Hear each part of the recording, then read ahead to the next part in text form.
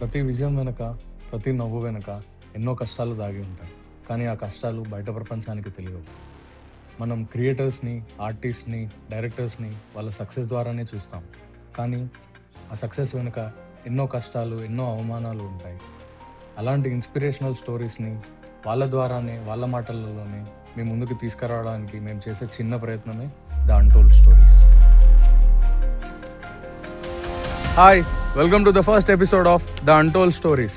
Telugu film ఇండస్ట్రీకి రైటర్గా పరిచయమై అమ్ము, బృంద, మహానటి వంటి మూవీస్కి రచనా సహకారం అందించి తన డైరెక్టోరియల్ డెబ్యూ అయిన గాంధీ తాత చెట్టు మూవీకి రీసెంట్గా నేషనల్ అవార్డు కూడా పొంది అందరూ ప్రశంసలు అందుకుంటున్న డైరెక్టర్ పద్మావతి మల్లాది గారు ఇవాళ మనతో ఉన్నారు. Let's bring out some untold stories from her. Hi, I'm Padmavathi Malladi. I had a wonderful conversation with Rohit and చాలా విషయాల గురించి మాట్లాడుకున్నాము, చాలా మంచి విషయాల గురించి మాట్లాడుకున్నాము. అండ్ తను గాంధీ తాత చెట్టులో చాలా చిన్నవి అబ్జర్వ్ చేసి నాతో చెప్పాడు. అండ్ ఐ థింక్ ఈ పాడ్కాస్ట్ నేను చాలా ఎంజాయ్ చేశాను. మీరు కూడా చూసి ఎంజాయ్ చేయండి.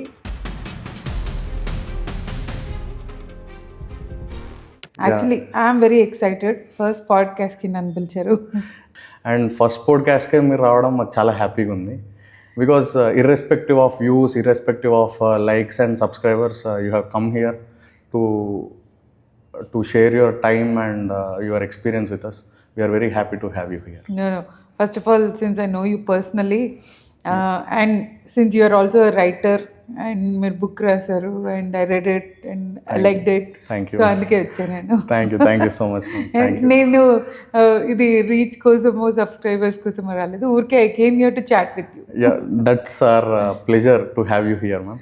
Thank you so much once again for coming here. Thank you for calling. Yeah. Coming to your family background, coming to your educational background, we want to know some details about it.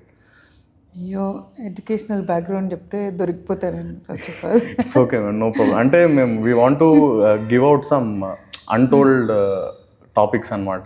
Because the stories untold stories, అంటే ఈ podcast name untold stories కాబట్టి we want to have some information about that. ఎందుకంటే వికీపీడియాలో చాలా తక్కువ ఇన్ఫర్మేషనే ఉంది. I have researched about you also, but దాంట్లో లేనిది కూడా ఏమైనా మీరు చెప్పగలిగితే it will be very helpful. Okay, అంటే నా క్వాలిఫికేషన్ ఎంబీఏ చేస్తూ ఇంకో PG diploma in total quality management చేశాను. సో 2 పీజీలు చేశాను. అంటే ప్రస్తుతానికి ఇప్పుడు ఎందుకు చేశానంటే నా దగ్గర ఆన్సర్ లేదు. ఎంబీఏ ఇంకా పీజీడీటీక్యూఎం చేశాను. That's my educational background. And నేను హైదరాబాద్లోనే పుట్టాను, పెరిగాను. తెలంగాణ బిడ్డను అనమాట. My mother was also born here, she was brought up here. కానీ మా గ్రాండ్ పేరెంట్స్ వాళ్ళు they are from Tamil Nadu, Telugu వాళ్ళు, but settled in Tamil Nadu. Mother side వాళ్ళు తంజావూరు నుంచి, తాత సైడ్ వాళ్ళు శివగంగా నుంచి. Okay okay. అండ్ అందరు తెలుగు వాళ్ళమే, కానీ మా ఫ్యామిలీ అంతా తమిళ తెలుగు మిక్స్ అయ్యి ఫుల్ పులియోర్ చేసి మాట్లాడతారు. అది మేము గాంధీ తాత చెట్టు చూసినప్పుడు we found that locality of language యొక్క రూట్స్ మాకు అర్థమయ్యాయి.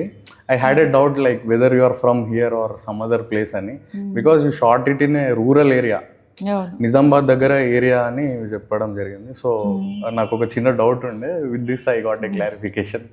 నేను మిక్స్డ్ కల్చర్ నుంచి వచ్చిన, నేను ఇక్కడే పుట్టి పెరిగాను కాబట్టి నేను తెలంగాణ కల్చర్కి ఎక్కువ రిలేట్ చేసుకుంటాను. నా ఫ్రెండ్స్ అందరినీ చూస్తుంటాను. సో ఇక్కడ జరిగే పండుగలు అవన్నీ దానికి ఎక్కువ రిలేట్ చేసుకుంటాను నేను. అండ్ నాకు తెలంగాణని ఎక్కువ ఫ్లూయెంట్గా వస్తుంది. అంటే నాది హైదరాబాద్ తెలంగాణలో డిఫరెంట్ డైలెక్ట్స్ ఉన్నాయి కదా. సో హైదరాబాద్ తెలంగాణ యాసలో మాట్లాడుతుంది. And how did you get interest in to writing? What is that root cause? అంటే చిన్నప్పుడు ఎప్పుడో ఒకసారి అది బ్యాక్గ్రౌండ్లో ఉంటుంది, but with time it comes out writing అనేది. సో దానిపైన ప్యాషన్ అనేది. సో దాని గురించి మేము కొంచెం డీప్గా తెలుసుకోవాలనుకుంటున్నాం మీ దగ్గర నుండి. చిన్నప్పటి నుంచి నాకు యాక్చువల్లీ స్టడీస్ కంటే కొంచెం ఎక్స్ట్రా కరిక్యులర్స్ ఎక్కువ అనమాట. సో స్కూల్ నుంచి రిప్రజెంట్ చేయడానికి డిబేట్స్ ఉన్నా, ఎలక్యూషన్ ఉన్నా డెఫినెట్గా నేను ఉండేదాన్ని నా బ్యాచ్లో. ఓకే. సో అలా కొంచెం నాకు ఐఎమ్ గుడ్ విత్ ఎక్స్ప్రెషన్ చిన్నప్పటి నుంచి. And I use to right poetry. నేను ఇంటర్లో ఉన్నప్పుడు 2 years హాస్టల్లో ఉన్నాను నేను. ఓకే. సో ఆ టైంలో నేను మా మదర్కి పెద్ద పెద్ద లెటర్లు రాసేదాన్ని హాస్టల్ నుంచి. అప్పుడు యాక్చువల్లీ ఐ థింక్ నా రైటింగ్ టాలెంట్ ఉంది, ఏదో కొంచెం ఐఎమ్ ఎంజాయింగ్ దిస్ అని అప్పుడు నాకు తెలిసింది. సో పోయిటరీ రాసేదాన్ని, I use to write lot of things and చాలా చదివేదాన్ని నేను. స్కూల్ బుక్లు చదవడం నచ్చదు కానీ వేరే బుక్లన్నీ చదవడం చాలా ఇష్టం. మా ఇంట్లో చాలా పుస్తకాలు ఉండేవి. సో నేను ఎక్కువ పెద్దనాన్న గారి దగ్గర పెరిగాను. సో ఇంట్లో పెద్దనాన్న గారు బాగా పుస్తకాలు చదివేవాళ్ళు. ఆయన భాగవతం, మహాభారతం ఇవన్నీ బుక్స్ ఉండేవి, గీత.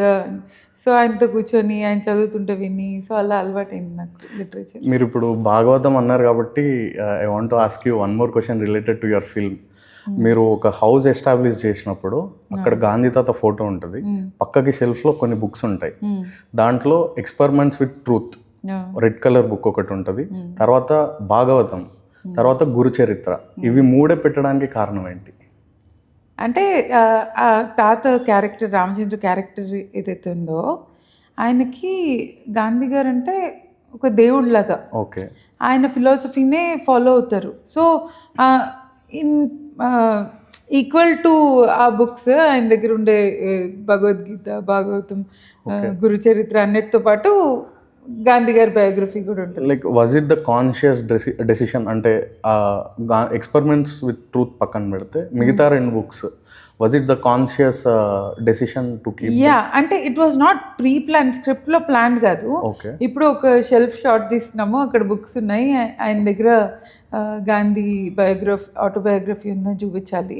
సో ఆ షార్ట్ తీసినప్పుడు పక్కన ప్రాపర్టీస్ ఏం పెట్టాలని చూసి ఓకే ఈ బుక్స్ కూడా పెడదాం, సో దట్ ఆయనకి ఈ బుక్స్ అండ్ ఈ బుక్ ఒకటి ఆ క్యారెక్టర్కి గాంధీ బయోగ్రఫీ ఇంకా దేవుడి బుక్లతో సమానం అని చూపించడానికి అలా పెట్టామని. ఓకే మ్యామ్, మీరు చిన్నప్పుడు నుంచి చాలా బుక్స్ చదివే ఉంటారు, బికాస్ మీ పెద్దనాన్న గారు చాలా బుక్స్ కలెక్ట్ చేశారని చెప్తున్నారు.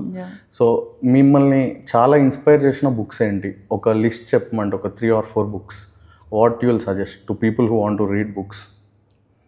చాలా ఉన్నాయి, కానీ నాకు యాక్చువల్లీ నేను కొంచెం రీసెంట్గా చదివాను, చిన్నప్పుడు చదివింది కాదు. అతడు అడవిని జయించాడు అని కేశవరెడ్డి గారిది. ఆ బుక్ చదివి అసలు లాస్ట్లో ఏడ్చాను నేను. బ్యూటిఫుల్ బుక్ అది. అంటే ఒక యానిమల్కి ఒక హ్యూమన్కి ఉన్న కనెక్షన్, ఆ ఎంపతి, అది చంపడానికి ట్రై చేసినా ఆయన అది చాలా బాగుంటుంది మేడం. ఆ సీక్వెన్స్ తనకి బ్లడ్ వస్తూ ఉంటది, అది కొట్టేస్తూ ఉంటది, ఆ సీక్వెన్స్ చాలా బాగుంటది.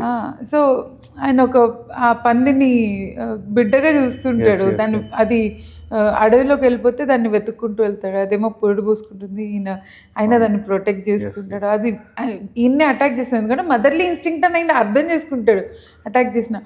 So I think that's a beautiful book. అంటే కొన్ని పుస్తకాలు ఉంటాయి కదా, అది పుస్తకంగానే చదవాలి, విజువలీ అది క్యాప్చర్ చేయలేం చూడండి, అలాంటి ఒక పుస్తకం అనిపిస్తుంది నాకు. అది ఎంత ట్రై చేసినా అది విజువలైజ్ చేయలేం, ఫీల్ అవ్వాల్సిందే. సో ఈ మధ్య నేను అందరికీ అది చదవమని చెప్తున్నాను. అది ఇంకా నాకు గోపీచంద్ గారి బుక్స్ చాలా ఇష్టం. ఇది అసమర్థుని జీవితయాత్ర అయినా, ఇంకా పండిత పరమేశ్వర శాస్త్రి గారు వీలునామా అనుకుంటా, నాకు బుక్ పేరు కరెక్ట్గా గుర్తు రావట్లే, బట్ దట్స్ బ్యూటిఫుల్ బుక్. అది ఒక రైటర్ గురించి. సో యూజువలీ రైటర్స్ బాగా కనెక్ట్ అవుతారు దానికి. అండ్ ఇంగ్లీష్ బుక్స్కి వస్తే నాకు ఆయన రాండ్ చాలా ఇష్టం, ఫౌంటైన్ హెడ్ చాలా ఇష్టం. అండ్ ఈ మధ్య జపనీస్ ఆథర్స్వి చాలా నచ్చుతున్నాయి నాకు. కాఫీ ఒక కాఫీ షాప్ స్టోరీ, నాకు సడన్గా అడుగుతూ పేర్లు గుర్తురావట్లే. ఒక కాఫీ షాప్ స్టోరీస్ది ఒక బుక్ చదివి, ఒక చిన్న కాఫీ షాప్లో టైం ట్రావెల్ అనమాట. So it's a beautiful book.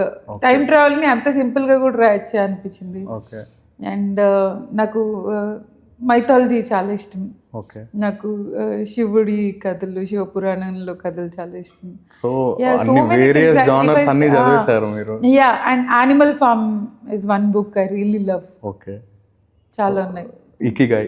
ఏది Ikigai also it's kind of a little self help. నేను సెల్ఫ్ హెల్ప్ ఎక్కువ చదవలేదు, but it's a good book. Yeah and Ikigai ఎప్పుడో నేను కాలేజ్లో చదివాను.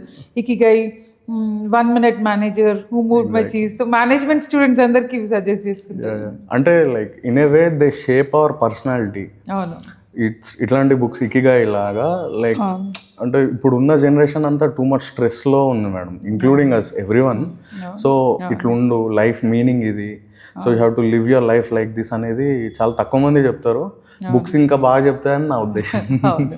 కాకపోతే ఇప్పుడు జనరేషన్ వాళ్ళకి చదివేంత పేషెన్స్ లేదు, ఇస్ వాట్ ఐ ఫీల్. ఒక బుక్ పట్టుకొని అది ఫినిష్ చేయాలంటే అది చాలా పేషెన్స్ కావాలి, మొత్తం ఫోకస్ దాని మీద పెట్టాలి. అవును, అంటే ఇనిషియల్గా స్టార్ట్ చేస్తారు జనరల్గా, మధ్యలో ఆ ఇంట్రెస్ట్ పోద్ది, ముందున్నంత ఈ మోటివేషన్ అయితే ఉండదు. ముందు ఇంకేం లేదు కదా, like there is very less entertainment. ఇప్పుడు టూ మచ్ ఎంటర్టైన్మెంట్ అయిపోయి ఐ థింక్ పేషెన్స్ తీసుకునే ఏ పనికైనా ఈ జనరేషన్కి I think they get bored easily. Yeah, అంటే దట్స్ అట్లా అలవాటు అయిపోయింది, lifestyle has become entertaining లేదంటే ఒక 1 minute రీల్ లో వచ్చినంత entertainment they are not finding in a 1 page of book. Even ఇప్పుడు ఎవరైనా మాట్లాడుతుంటే బోర్ కొట్టినా వాళ్ళు ఫోన్ ఓపెన్ చేసి రీల్ చూస్తారు. మాట్లాడే పేషెన్స్, కాన్వర్సేషన్ కి కూడా పేషెన్స్ ఉండదు చాలా మందికి. ఐ థింక్ ఈ జనరేషన్ కి బుక్స్ చదివేంత పేషెన్స్ చాలా తక్కువ. Okay, and when coming to your writing journey, how did it start? Like ఒక పాయింట్ ఉంటుంది ప్రతిదానికి, వెనక్కి తిరిగి చూసుకుంటే what is that point that took you in to the film industry? అంటే నా రైటింగ్ జర్నీ వేరు, ఫిల్మ్ ఇండస్ట్రీలోకి రావడం వేరు. ఓకే, సో ఫిల్మ్ ఇండస్ట్రీలోకి తర్వాత వచ్చాను. Okay okay, first I started writing. Okay okay, yeah. So two different emotions నాకు. రైటింగ్ నేను పిన్ పాయింట్ చేసి ఇది అని చెప్పలేను, కానీ దెర్ ఆర్ మెనీ టైమ్స్ అంటే రాసాక ఒక ఫీలింగ్ ఉంటుంది కదా, ఐ డిడ్ సంథింగ్ బ్యూటిఫుల్ అని. సో అది ఎంజాయ్ చేయడం స్టార్ట్ చేసి, అంటే నేను రాసింది బాగుందో లేదో పక్కన పెడితే రాసినప్పుడు నాకు వచ్చే ఫీలింగ్ బాగుండింది. సో అక్కడి నుంచి స్టార్ట్ అయింది రైటింగ్ జర్నీ. అండ్ నేను కాలేజ్లో ఉన్నప్పుడు కూడా నేను అందరూ ఒక ప్రాజెక్ట్ రిపోర్ట్ రాస్తే నేను 9 రాశాను. Like random things. సినిమా లగాన్లో మేనేజ్మెంట్ లెసన్స్ అని ఒక ప్రాజెక్ట్ రాశాను. I wrote on very random things. Like మీరు చెప్పడం కూడా నేను విన్నాను, like you are huge fan of Ashutosh Gowariker and Lagaan movie చాలాసార్లు చూసానని చెప్పారు. So you took a project on it. I wrote a project report on it. ఎంబీఏలో ఉన్నప్పుడు టీమ్ బిల్డింగ్ మీద లగాన్ని రెఫరెన్స్గా తీసుకొని, అంటే ఆ క్రికెట్ టీమ్ని even though they are not so skilled, but they manage to win at the end. So it works ma'am. It's a connecting point generally. It's a big management lesson అనిపించింది నాకు. So అప్పుడు నేను MBA చదువుతున్నా కాబట్టి నాకు అప్పుడు I really connected to that and I wrote like random things. Like school management గురించి ఒక ప్రాజెక్ట్ రాశాను, because my mother is an academician. So తనని చూస్తూ ఉండేదాన్ని కాబట్టి అబ్జర్వేషన్తో I use to write projects. ఆ తర్వాత ఎంబీఏ తర్వాత నేను కొన్ని రోజులు ట్రైనర్గా చేశాను. I had my own training institute. Okay. So అప్పుడు I use to write management articles కొన్ని వెబ్సైట్స్కి. సో డిఫరెంట్ రాస్తూ ఫిల్మ్ క్రిటిక్గా ఒక 2-3 సినిమాలకి ఒక వెబ్సైట్కి రివ్యూస్ రాసి, ఆ తర్వాత ఒక ఫ్రెండ్ నా రివ్యూస్ చదివి అండ్ షార్ట్ ఫిల్మ్కి డైలాగ్స్ రాయమని అడిగి అలా సినిమాల్లోకి వచ్చింది. ఓకే ఓకే మ్యామ్, మీ షార్ట్ ఫిల్మ్ పేరు ఏదైనా చెప్పగలుగుతారా? Like did you make any short film or did you? I made a short film. Okay. దాని పేరు girl with a man's voice. Okay. It's on YouTube. Okay. Yeah. So first short film తీసి okay నాకు direction వచ్చా రాదా చేయగలనా లేదా assess చేసుకొని ఆ తర్వాత ఐ స్టార్టెడ్ గాంధీ తాత చెట్టు. ఓకే ఓకే మ్యామ్, అంటే మీరు ఫస్ట్ అఫీషియల్ ప్రాజెక్ట్ ఏంటి రైటింగ్ సైడ్ మూవీస్లో? ఫస్ట్ మనమంతా చంద్రశేఖర్ రెడ్డి గారు. నేను రాసిన ఒక షార్ట్ స్టోరీ చదివి సార్ మనమంతా రైటింగ్ టీంలో పిలిచారు నన్ను. ఓ నైస్. బట్ సార్ దగ్గర నేను కాంట్రిబ్యూట్ చేసిన దానికంటే నేర్చుకుందే ఎక్కువ. సో అలా నాకు I found a mentor. Nice. Like అంటే they shape you in a way. In many ways they will shape you అని లైక్ అంటే మీరు తన దగ్గర స్పెసిఫిక్గా ఏం నేర్చుకున్నారంటే కెన్ యూ టెల్ ఎనీథింగ్? అంటే ఐడియాస్ చాలా వస్తాయి. ఇప్పుడు నార్మల్లీ కూడా ఇప్పుడు ఎనీ పర్సన్ మనం వి లివ్ స్టోరీస్ కదా, ఎగ్జాక్ట్లీ. చాలా స్టోరీస్ చూస్తుంటాము, ఎక్స్పీరియన్స్ చేస్తుంటాము, వింటుంటాము. సో స్టోరీ ఐడియాస్ అందరికీ చాలా వస్తుంటాయి, కానీ దాన్ని ఒక స్క్రీన్ ప్లేలా పెట్టి ఎక్కడ న్యూయాన్సెస్, చిన్న చిన్న ఎమోషన్స్ ఎలా పట్టుకోవాలి అవన్నీ నేను సార్ దగ్గర నేర్చుకున్నాను. ఓకే. దెన్ నెక్స్ట్ వచ్చి Mahanati ma'am. How did you end up in Mahanati? అంటే రైటింగ్ టీంలో how did you get that opportunity and how was it working with Nagashwin sir? So మనమంతా తర్వాత నేను రాధాకృష్ణ ఉన్నారు కదా, Jil director. So Radha he called me రాధేశ్యామ్కి వర్క్ చేయడానికి. గ్రూప్ ఆఫ్ రైటర్స్ ఉన్నారు, సో అందులో నన్ను కూడా టీంలో ఒక రైటర్గా తీసుకున్నాను. Okay. So Radha is also Chandrasekhar Yeleti sir's student. So he work for Yeleti sir. So Radha దగ్గర చేసినప్పుడు ఒక ఏడి నాగశ్విన్ దగ్గర ఆల్రెడీ పనిచేసింది అనమాట, ఎవడి సుబ్రహ్మణ్యంకి పనిచేసింది. ఓకే. సో తను ఇలా నాగశ్విన్ సావిత్రి బయోపిక్ తీస్తున్నారు నెక్స్ట్ అంటే, నేను యాక్చువల్లీ పాత సినిమాలు చాలా చూసాను. నాకు నర్తన్ చాలా చాలా ఇష్టం. ఓకే. నేను చాలాసార్లు చూసుంటా, అండ్ సావిత్రి గారి కోసమే చూసాను నేను. ఓకే. సో నాకు సావిత్రి గారి బయోపిక్ అనగానే చాలా ఇంట్రెస్ట్ వచ్చింది యాక్చువల్లీ. Nice nice. సో నేను ఒకసారి నాగిని కలవచ్చా అంటే తను చెప్పింది, ఇలా ఒక రైటర్ ఉంది, ఒకసారి she wants to meet you అంటే నేను వెళ్ళి కలిసి, సో తను ఇంకా నీదేమీ సబ్స్టాన్షియల్ వర్క్ రాలేదు కదా, సో కొన్ని సీన్స్ నువ్వు రాసిస్తే దాన్ని బట్టి ఐ డిసైడ్ అని చెప్పారు. ఓకే. సో నేను ఇంటికి వెళ్ళి రాయడానికి ట్రై చేశాను. కాకపోతే సినిమాల్లో చూసిన క్యారెక్టర్ వేరే, రియల్ లైఫ్ క్యారెక్టర్ వేరే కదా. సో ఆవిడ మీద బుక్స్ ఏమున్నాయని చూస్తే ఒక ఆవిడ ఒక నవల్లో రాశారు ఒక బుక్, పల్లవి గారు అని. ఓకే. అందులో ఏంటంటే ఆవిడ చిన్నప్పటి నుంచి సావిత్రి గారి ఫ్రెండ్, ఆవిడ లైఫ్ అంతా ఈవిడ పక్క నుండి చూసినట్టు రాశారనమాట. సో ఆ బుక్ చదివాను ఫస్ట్. యాక్చువల్లీ 5-6 బుక్లు ఉన్నాయి సావిత్రి గారి మీద. సో ఫస్ట్ ఆ బుక్ చదివాక నాకు కొంచెం బెటర్ ఐడియా వచ్చింది. ఓకే అనేసి ఒక 4-5 సీన్స్ రాసి పంపించాను. దెన్ నాగి చదివి యాక్చువల్లీ నువ్వు నా టోన్ ఎలా అనుకుంటున్నా అలాగే రాసావు, సో జాయిన్ ద టీమ్ అంటే ఫస్ట్ మా నటిలో ఐ థింక్ నేనే ఫస్ట్ రైటర్ అనుకుంటా. Nice ma'am. అంటే అది ఒక రకంగా చెప్పాలంటే it made history in the film industry అది వచ్చినప్పుడు. And people were in tears. అంటే ఆ స్టోరీ కళ్ళకద్దినట్టుగా కనబడింది జనాలకి. And coming to your journey ma'am, ఆ రైటింగ్ ఫేస్ అయిపోయినాక then how did you start this journey of Gandhi తాత చెట్టు? లైక్ ఆ ఇనిషియల్ థాట్ ఉంటుంది కదా, అది ఎక్కడి నుండి వచ్చింది మీకు? ఇనీషియల్ థాట్ యాక్చువల్లీ వెంకట్ అని ఒక ఫ్రెండ్ నుంచి వచ్చింది. ఓకే. సో తను ఒక చిన్న కాన్సెప్ట్ చెప్పాడు. ఒక అబ్బాయి ఒక చెట్టు నాటి, చెట్టుతో పెరిగి లాస్ట్లో ఆ చెట్టుతో పాటే చనిపోతాడనమాట. తను చనిపోయాక ఆ చెట్టుతో పాడగడతారు. ఓకే. నాకు అది చాలా బ్యూటిఫుల్ అనిపించింది ఐడియా. సో రాద్దాం అంటే తను కొన్ని రోజుల తర్వాత నువ్వు రాయి, నాకు వేరే ఐడియా వచ్చింది, దాని మీద వర్క్ చేస్తున్నాను. ఓకే. సో నేను రాసాక అది ఎటెటో వెళ్ళిపోయింది, ఒక మనోరాలు, Gandhi philosophy. So it took a different course నేను రాసాక. సో ఆ తర్వాత తనకి చెప్తే తను ఇది నాకంటే ఎక్కువ ఇది నీ స్టోరీ, ఇది నీ సోల్ కనిపిస్తుంది నాకు, నువ్వే డైరెక్ట్ చేయాలి. And then I was like little skeptical. So first ఒక షార్ట్ ఫిల్మ్ తీసి చూద్దామని చెప్పి సింధునే ప్రొడ్యూస్ చేసింది, గర్ల్ విత్ మ్యాన్స్ వాయిస్ చేసి. సరే ఓకే పర్లేదు మేనేజ్ చేయొచ్చు అని చెప్పి ఐ స్టార్టెడ్ గాంధీ తాత Chettu. Because opportunity is a very big thing, చాలా తక్కువ మందికి వస్తుంది. సో నేను ఒక ఆపర్చునిటీ వచ్చి ఆ రిసోర్సెస్ యూజ్ చేస్తున్నాను అంటే వేస్ట్ చేయకూడదు దాన్ని. నాకు కొంచెం బేసిక్ నాలెడ్జ్ అన్నా ఉండాలి, బేసిక్ ఐడియా అన్నా ఉండాలి డైరెక్షన్ మీద. సో నేను యాజ్ ఎ రైటర్ సెట్ మీద ఉన్నా, నేను ఎక్కువ యాక్టర్స్తో ఇంటరాక్ట్ అయ్యేదాన్ని, కానీ టెక్నికల్ నాలెడ్జ్ ఇవన్నీ నాకు అంత తెలీదు.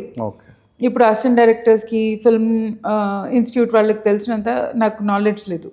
సో సరే ఒక షార్ట్ ఫిల్మ్ తీసి చూద్దాము, అప్పుడు అట్లీస్ట్ ఒక బేసిక్ ఐడియా వస్తుంది. అండ్ దెన్ అక్కడి నుంచి నేను కొంచెం రీసెర్చ్ చేసి నేర్చుకోవచ్చు అని చెప్పి షార్ట్ ఫిల్మ్ తీసి తర్వాత I was like okay fine I can handle this అని అప్పుడు మూవీ స్టార్ట్ చేశాను. ఓకే మ్యామ్, జనరల్గా రైటర్స్కి లైక్ వాళ్ళకి ఒక్కొక్క ఆబ్సెషన్ ఉంటుంది వైల్ రైటింగ్. ఇప్పుడు పూరి జగన్నాథ్ గారు హిల్ గో టు బ్యాంకాక్ అని అంటారు జనరల్గా for writing discussions and all. ఇంకొంతమంది they will stay at home only. Like what is your type? How do you write? First of all నేను చాలా లౌజీ రైటర్, నాకు బద్ధకం ఎక్కువ. నాకు లాస్ట్ మూమెంట్ ప్రెషర్ ఉంటుంది కదా, దానికంటే పెద్ద మోటివేషన్ ఇంకోటి ఉండదు. సో ఒక డెడ్ లైన్ సెట్ చేసుకుంటా, ఆ డెడ్ లైన్ చూస్తూ నేను ఎక్కడున్నా రాస్తాను అనమాట. ఓకే, నాకు ప్రెషర్ ఉండాలి. సో నా ఫ్రెండ్స్ అందరికి కూడా చెప్తా, నేను ఈ టైం కల్లా స్క్రిప్ట్ ఫినిష్ చేసి మీకు నరేట్ చేస్తా అని. సో వాళ్ళు కూడా కాల్ చేసి ఇందా అని అడుగుతుంటారు. సో అప్పుడు ఓ టెన్షన్ వచ్చి భయం వచ్చి అప్పుడు రాస్తుంటాను. ఐ థింక్ చాలా మందికి అదే వర్కౌట్ అవుతుంది. వర్కౌట్ అవుతుంది మేడం, నిజమే మీరు చెప్తే. డెడ్ లైన్ కంటే బెటర్ ప్రెషర్ ఎవరికి లేదు అంటే కాన్స్టెంట్ చర్నింగ్ అయింది మన లోపల. And you can understand, you can connect to it అనుకుంటా. చర్నింగ్ అయ్యి అది లోపల ఒకటి స్క్రీన్ ప్లే నడుస్తుంటది, కానీ పేపర్ పైన పెట్టడానికి అదేదో ఆపుతుంది, ఏదో ఫోర్స్ ఆపుతుంది, అదేదో అర్థం కాదు. బట్ ఒకసారి వస్తుంది, then it will be very good అని నా ఉద్దేశం. అంటే ఇది రైటింగ్ ఇది చాలా సెల్ఫ్ మోటివేటెడ్ థింగ్. ఎగ్జాక్ట్లీ, మనల్ని మనమే మోటివేట్ చేసుకొని రాయాలి. టైం తీసుకొని మళ్ళీ రాస్తా అనుకుంటే జీవితాంతం రాయొచ్చు, 2 పేజీలు నేను లైఫ్ లాంగ్ రాయొచ్చు. కాకపోతే ఒక time line dead line set చేసుకొని ఓకే ఇది ఇప్పటి లోపల ఫినిష్ చేయాలి అని పెట్టుకోలేదు అంటే మనకే ప్రాబ్లమ్. సో యూజువలీ అంటే ఆ డెడ్ లైన్ ఉన్నా కూడా ఎప్పుడు డెడ్ లైన్కి ఫినిష్ చేస్తా అని గ్యారంటీ లేదు, కానీ అట్లీస్ట్ కొంచెమైనా పుష్ ఉంటుంది, అట్లీస్ట్ కొంచెమైనా ఓకే పొద్దున్న లేచి కూర్చోవాలి దీని మీద. అండ్ కొంతమందికి మ్యూజిక్తో పాటు ఉంటేనే రైటింగ్ సెట్ అయ్యింది, అంటే దే విల్ రైట్ మోటివేషన్, ఏదో ఒక మోటివేషన్ మనం తీసుకోవాలి కదా. అండ్ కొంతమందికి స్మోకింగ్ ఉంటుంది, కొంతమందికి ఆల్కహాల్ ఉంటుంది టు రిలీఫ్ స్ట్రెస్ నుండి. What's your type ma'am? నేనా బేసిక్లీ నేను మా ఇంట్లో ఎప్పుడు ఒక 100 మంది ఉండేవాళ్ళు. సో నేను చాలా జనాల మధ్యలో పెరిగాను. సో మా ఇంటి పైన 4 floors మొత్తం స్కూల్ ఉండేది అనమాట. సో ఎప్పుడు కిందికి పైకి అందరు తిరుగుతూ ఉంటారు, టీచర్స్ అందరు మా ఇంట్లో తిరుగుతుంటారు. Like I'm used to so many people. ఇప్పుడు కూడా మా ఇల్లు ఎలా ఉంటుందంటే ఫ్రెండ్స్కి కమ్మింగ్ గోయింగ్, నేను ఉన్నా లేకున్నా సంబంధం ఉండదు. వాచ్మ్యాన్ దగ్గర కీస్ తీసుకొని వాళ్ళు మా ఇంటికి వెళ్ళిపోతారు, they keep chilling. So TV నడుస్తూ ఉంటుంది, జనాలు వస్తుంటారు పోతుంటారు. సో నేను ఆ గోల మధ్యలోనే ఎక్కువ బెటర్గా రాయగలను. నేను అన్నీ తీసుకెళ్ళి సైలెంట్గా ఒక రూమ్లో కూర్చోబెడితే ఫస్ట్ నాకు ఓకే బుర్ర పని చేయదు. నాకు ఆ గోలలో నాకు ఇంకా బెటర్ ఫోకస్ వస్తుంది. So I'm a little weird that. So నా అడ్వైజ్ ఇంట్లో ఎక్కువ పనికి రాకపోవచ్చు, అంటే నేను పెరిగిన వాతావరణం వల్ల కావచ్చు. నాకు అలా నాయిస్ ఇష్టం, జనాలు తిరుగుతుంటే ఇష్టం. ఆర్ ఎప్పుడైనా ఇల్లు ఖాళీగా ఉందంటే వెళ్ళి కెఫేలో ఇట్లా జనాల మధ్యలో కూర్చొని రాస్తుంటాను.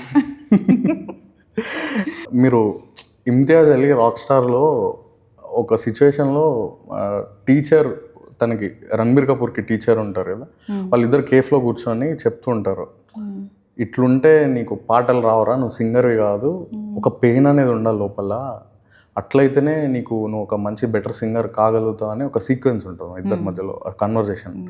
సో ఒక ఆర్ట్ ఫామ్, ఏ ఆర్ట్ ఫామ్ అయినా పర్లేదు, డ్యాన్స్ కానీ రైటింగ్ కానీ ఏదైనా, do you believe that pain అనేది ఉండాలి అని మీరు బిలీవ్ చేస్తారా?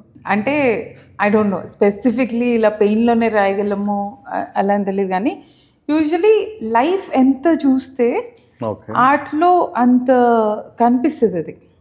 ఇప్పుడు యూజువలీ లైఫ్ చూసిన వాళ్ళు తీసే సినిమాకి, లైఫ్ చూడని వాళ్ళు తీసే సినిమాకి చాలా తేడా కనిపిస్తుంటుంది. ఆ డెప్త్లో, ఎమోషన్లో, రిలేటబిలిటీలో. అంటే ఇప్పుడు కేర్ ఆఫ్ కంచర్పాలెం చూస్తే దాంట్లో చాలా డెప్త్ ఉంటుంది, చాలా రిలేటబిలిటీ ఉంటుంది, చాలా లైఫ్ కనిపిస్తుంది. బికాజ్ మహా చాలా కింద నుంచి వచ్చాడు లైఫ్ చూసి. సో అది ఆ సినిమాలో తెలుస్తుంటుంది. ఇప్పుడు లైఫ్ చూసి సినిమాలు తీసే వాళ్ళ సినిమాలకి, సినిమాలు చూసి సినిమాలు తీసే వాళ్ళ సినిమాలకి నాకు చాలా డిఫరెన్స్ కనిపిస్తుంది. ఓకే ఇవి కూడా ఎంటర్టైన్మెంట్ ఉంటాయి, మంచి సినిమాలు ఉండవు అని చెప్పట్లే, కానీ మన ఆర్ట్లో ఎగ్జాక్ట్లీ. ఎక్స్పీరియన్స్ తెలుస్తుంది. అవును. So you have to experience life, pain, Joy, అన్ని ఎమోషన్స్ ఎక్స్పీరియన్స్ చేసి ఉండాలి. అట్లాంటి మూవీయే గాంధీ తాత చెట్టు కూడా నాకు అనిపించింది జెన్యున్గా. మీరు ఇప్పుడు ఉన్నారని I'm not boosting it, but I felt very good seeing the movie. ఎందుకంటే అదొక ఊర్లోనే జరుగుద్ది. అండ్ నార్మల్గా ఊరు సెట్టింగ్ కూడా ఎట్లుందంటే మేడం అది వాళ్ళు ఊర్లో జనాలేనా చుట్టుపక్కల ఉండేదంతా, అది చాలా రియలిస్టిక్ అనిపించింది నాకైతే. అంటే చాలా బాగా అనిపించింది. 2 things, ఐదర్ నేను క్రియేట్ చేయాలి నా మైండ్లో ఉన్నట్టు ఎగ్జాక్ట్గా అంటే చాలా బడ్జెట్ కావాలి, అండ్ నేను తీస్తుంది ఒక చిన్న చిల్డ్రన్స్ ఫిల్మ్, దానికి రిటర్న్స్ ఏమొస్తుంది ఏంటి అన్నది నాకు తెలీదు. ఓకే. చాలా అన్ప్రెడిక్టబుల్ మార్కెట్లోకి వెళ్ళి సినిమా తీస్తున్నాను నేను. సో రియలిస్టిక్గా తీయాలి అంటే నేను రియల్ లొకేషన్ ఎత్తుకోవాలి. సో నేను చాలా రోజులు ఆ ఊరిని వెతికాను, వరల్డ్ ఎక్కడ సెట్ చేయాలి. బికాజ్ 1948లో మొదలు పెట్టాలి అండ్ కరెంట్ టైమ్స్కి రిలవెంట్గా ఉండాలి, చెరుకు తోటలు ఉండాలి, తెలంగాణ మాండలికంలో ఉండాలి. సో నేను ఐ థింక్ నేను సింధు ఒక 4-5 times వెళ్ళి తిరిగి ఆ ఊరిని then we found out. Okay. So కొత్త వరల్డ్ క్రియేట్ చేయాలన్నప్పుడు ఇంకా నేను I have to find something new కదా. ఇప్పుడు నేను మేనేజర్స్నో ఎవరినో అడిగి నాకు లొకేషన్ కావాలి అంటే వాళ్ళు ఆల్రెడీ తీసిన లొకేషన్సే చూపిస్తారు, కానీ కొత్త లొకేషన్ దొరకదు నాకు. సో ర్యాండమ్లీ మేము ఇలా వెతుక్కుంటూ వెళ్ళాం అనమాట, ఎక్కడెక్కడ షుగర్ ఫ్యాక్టరీస్ ఉన్నాయి. ఎందుకంటే షుగర్ ఫ్యాక్టరీ ఉన్న దగ్గరే చుట్టుపక్కల చెరుకు తోటలు ఉంటాయి. 24 hours వెళ్ళాలి. సో బోధన్ నుంచి మొదలు పెట్టాం మేము. ఇక్కడ కూడా మేము తీసిన దగ్గర కామారెడ్డిలో కూడా ఒక షుగర్ ఫ్యాక్టరీ ఉంది. సో ఆ చుట్టుపక్కల అంతా చెరుకు పంటలు ఇస్తారు. అండ్ మెయిన్గా నేను ఆ ఊరు సెలెక్ట్ చేసుకుంది ఒక చిన్న కిల్లా ఉంటుంది అక్కడ. Most of the story Gandhi బెల్లం చేయడం కిల్లా దగ్గర ఉంటుంది, పాత కిల్లా. ఆ కిల్లా చూస్తే ఇదేదో చాలా పాత టైం నుంచి ఉన్న ఊర్లాగా అనిపిస్తుంది. బికాస్ తాత చిన్నప్పటి నుంచి గాంధీ చిన్నప్పటి దాకా కథ నడుస్తుంది కదా. సో ఆ అన్ని ఎలిమెంట్స్ దొరికే ఊరు వెతకడానికి మాకు కొంచెం టైం ఎఫర్ట్ పట్టింది. బట్ వర్త్ ఇట్ మేడం, చాలా బాగా అనిపిస్తుంది. అంటే నాకు ఎస్టాబ్లిషింగ్ షాటే స్టార్టింగ్ కెమెరా స్కై నుండి కిందికి ఇట్లా మెల్లిగా చెట్టు ప్యాన్ అయింది.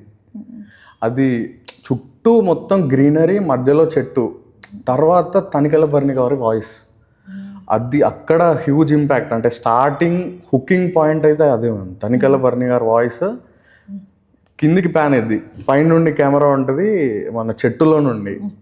అది ఎట్లా మేనేజ్ చేశారు మీరు? అంటే కెమెరా కొంచెం అటు ఇటు అయినా అవుటే, ఆ షాట్ ఎట్లా తీశారు మీరు?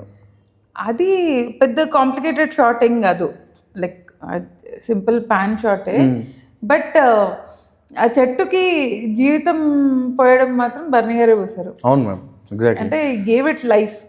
ఎస్పెషలీ తాత చనిపోయిన తర్వాత ఆ మార్నింగ్, ఫస్ట్ చెట్టు మార్నింగ్. ఇప్పుడు ఒక మనిషి చనిపోతే మంచి సోల్మేట్ ఆర్ పార్ట్నర్ ఎఫెక్ట్ అయినంతే ఇంకెవరు ఎఫెక్ట్ అవ్వరు. నేను రామచంద్రయ్య గారి తర్వాత ఫస్ట్ గాంధీ ఏడోడని చూపించే కంటే అవును చెట్టుది కదా చూపించాలి. నేను చెట్టు కొంచెం ఇట్లా కనబడి డ్రాప్స్ పడుతూ ఉంటాయి, రెయిన్ డ్రాప్స్. యా, ఆ షార్ట్స్ తీసేటప్పుడు అందరికి ఏం తీస్తుంది అనిపించింది. నా మైండ్లో ఒక వాయిస్ ఓవర్ ఉంది, ఆ వాయిస్ ఓవర్కి తగ్గట్టు షార్ట్స్ ఉన్నాయి. కాకపోతే ఇలా చెట్టు ఆకులు కదులుతుంటే నీళ్ళు పడాలి, ఎందుకు అంటే చెట్టు ఏడుస్తున్నట్టు ఉంటుంది అంటే అప్పుడు తీసేటప్పుడు వాళ్ళకి అందరికీ జోక్లా అనిపించింది. అంటే అలా ఎందుకు ఉంటుంది అంటే దానికి మ్యూజిక్ యాడ్ చేసి, వాయిస్ యాడ్ చేసి, తర్వాత అన్నీ చేశాక అప్పుడు ఇట్లా కమెంట్ షేప్. ఎగ్జాక్ట్లీ. కానీ తీసేటప్పుడు పీపుల్ ఆర్ థింకింగ్ ఏదో తీస్తుంది. నాకు ఆ షాట్ చాలా నచ్చింది మేడం. కొమ్మల మధ్యలో కెమెరా ఉంటుంది, కింద మనిషి కూర్చొని ఉంటాడు. ఆయన రామచంద్రయ్య అంటే ఎవరో తెలుసా అని అడుగుతాడు చెట్టు. నా నీడ లాగా ఒక డైలాగ్ ఉంటుంది మేడం, ఆయన ఎవరో నా నీడలు నిల్చున్నావు కదా నువ్వు, నీడ ఆయనే అని అంట. అప్పుడు హ్యూజ్ ఇంపాక్ట్. అంటే జనరల్గా నీడ పైనుండి కింద పడుతుంది కదా, ఆయన నీడలా ఉన్నాడు కదా కింద. దట్ వాజ్ ఫ్యాసినేటింగ్ థింగ్ అని అనిపించింది నాకు. ఆ షాట్ గురించే కొంచెం ఎక్కువ తెలుసుకోవాలని, ఎందుకంటే చెట్టు కొమ్మలలో మధ్యలో మనిషి కనబడతాడు అండ్ ఆ వాయిస్ ఓవర్ అంటే అది చెట్టు పాయింట్ ఆఫ్ వ్యూ, చెట్టు రామచంద్రని ఎలా చూస్తుంది అని చూపించడానికి చెట్టు పైన నుంచి తీసాము. అండ్ ఇప్పుడు చెట్టుకి భార్య పిల్లలు ఇవన్నీ తెలియదు కదా, సో చెట్టుకు తెలిసిన క్లోజెస్ట్ ఇది నీడ. అవును. సో అది నా నీడలో కూర్చున్నావు కదా, అది ఆయనే అని చెప్తుంది. అంటే నా నీడకి ఆయనకి తేడా లేదు, రెండు ఒకటే అన్నట్టు చెప్తుంది. బికాస్ చెట్టుకి మిగతా ఏ రిలేషన్షిప్స్ తెలియదు. దాని తర్వాత ఇప్పుడు సుకృతి స్కూల్కి వెళ్తుంది. స్కూల్కి వెళ్ళినాక ఎగ్జామ్ ఉంటుంది. ఎగ్జామ్లో క్లోజ్ ఫ్రెండ్సే వాళ్ళు, బట్ స్టిల్ వాళ్ళ గురించి కంప్లైంట్ చేస్తుంది. తర్వాత అది మీకు మంచిది కాదురా, నేను అందుకే చెప్పాను సార్కి, కావాలంటే నన్ను కొట్టండి. అంటే ఇక్కడ కాంట్రాస్టింగ్ బిహేవియర్. సో ఇక్కడ గాంధీ ఫిలాసఫీ అనేది తను పర్ఫెక్ట్గా ఫాలో అవుతుందనే ఎస్టాబ్లిష్ అయిపోయింది. లైక్ నాకు అది చాలా బాగా అనిపించింది. ఎందుకంటే అండ్ ఇంకొకటి మ్యామ్, ఊర్లో మనం జనరల్గా ఆపోజిట్ జెండర్స్ పక్కన నడవడం అంటే ఊర్లో చాలా పెద్ద విషయం అది. దట్టు ఒక ప్యూబర్టీ ఏజ్ వచ్చిన తర్వాత ఇంకా, ఎందుకంటే సీసీ కెమెరాలు ఎక్కువ ఉంటాయి ఊర్లో జనరల్గా.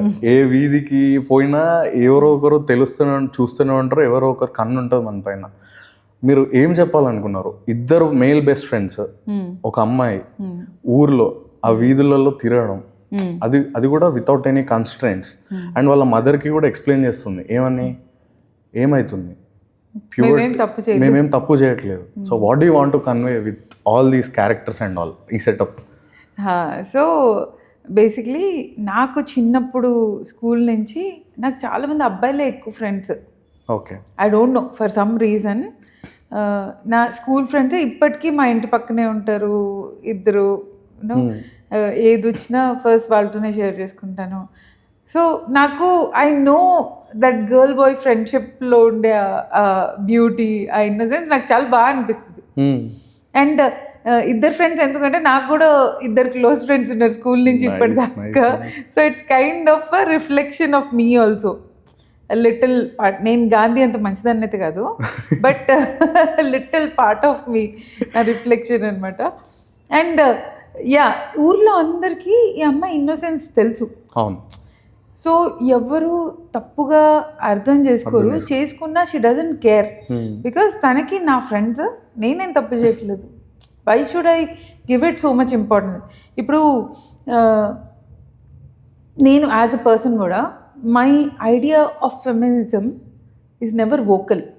ఓకే, నేను ఎలా అంటే, యా కొంతమంది వోకలీ ఎక్స్ప్రెస్ చేస్తారు, బ్యూటిఫుల్గా ఆర్టికులేట్ చేసి మీరు ఇది తప్పు చేస్తున్నారు, వీ డిజర్వ్ దిస్ అని చెప్పగలరు. నేనేంటంటే నేను ఇన్ యాక్షన్లోనే చేస్తాను మోస్ట్ ఆఫ్ ద టైం. ఇప్పుడు ఇంట్లో మా అన్నని 9 తర్వాత బయటికి వెళ్ళనిస్తారు, నన్ను వెళ్ళనివ్వలేదని, అయినా వెళ్తాను, వచ్చి తిట్లు తింటా, ఏం మాట్లాడను. When he goes I should also be allow to go. Is my point. Exactly.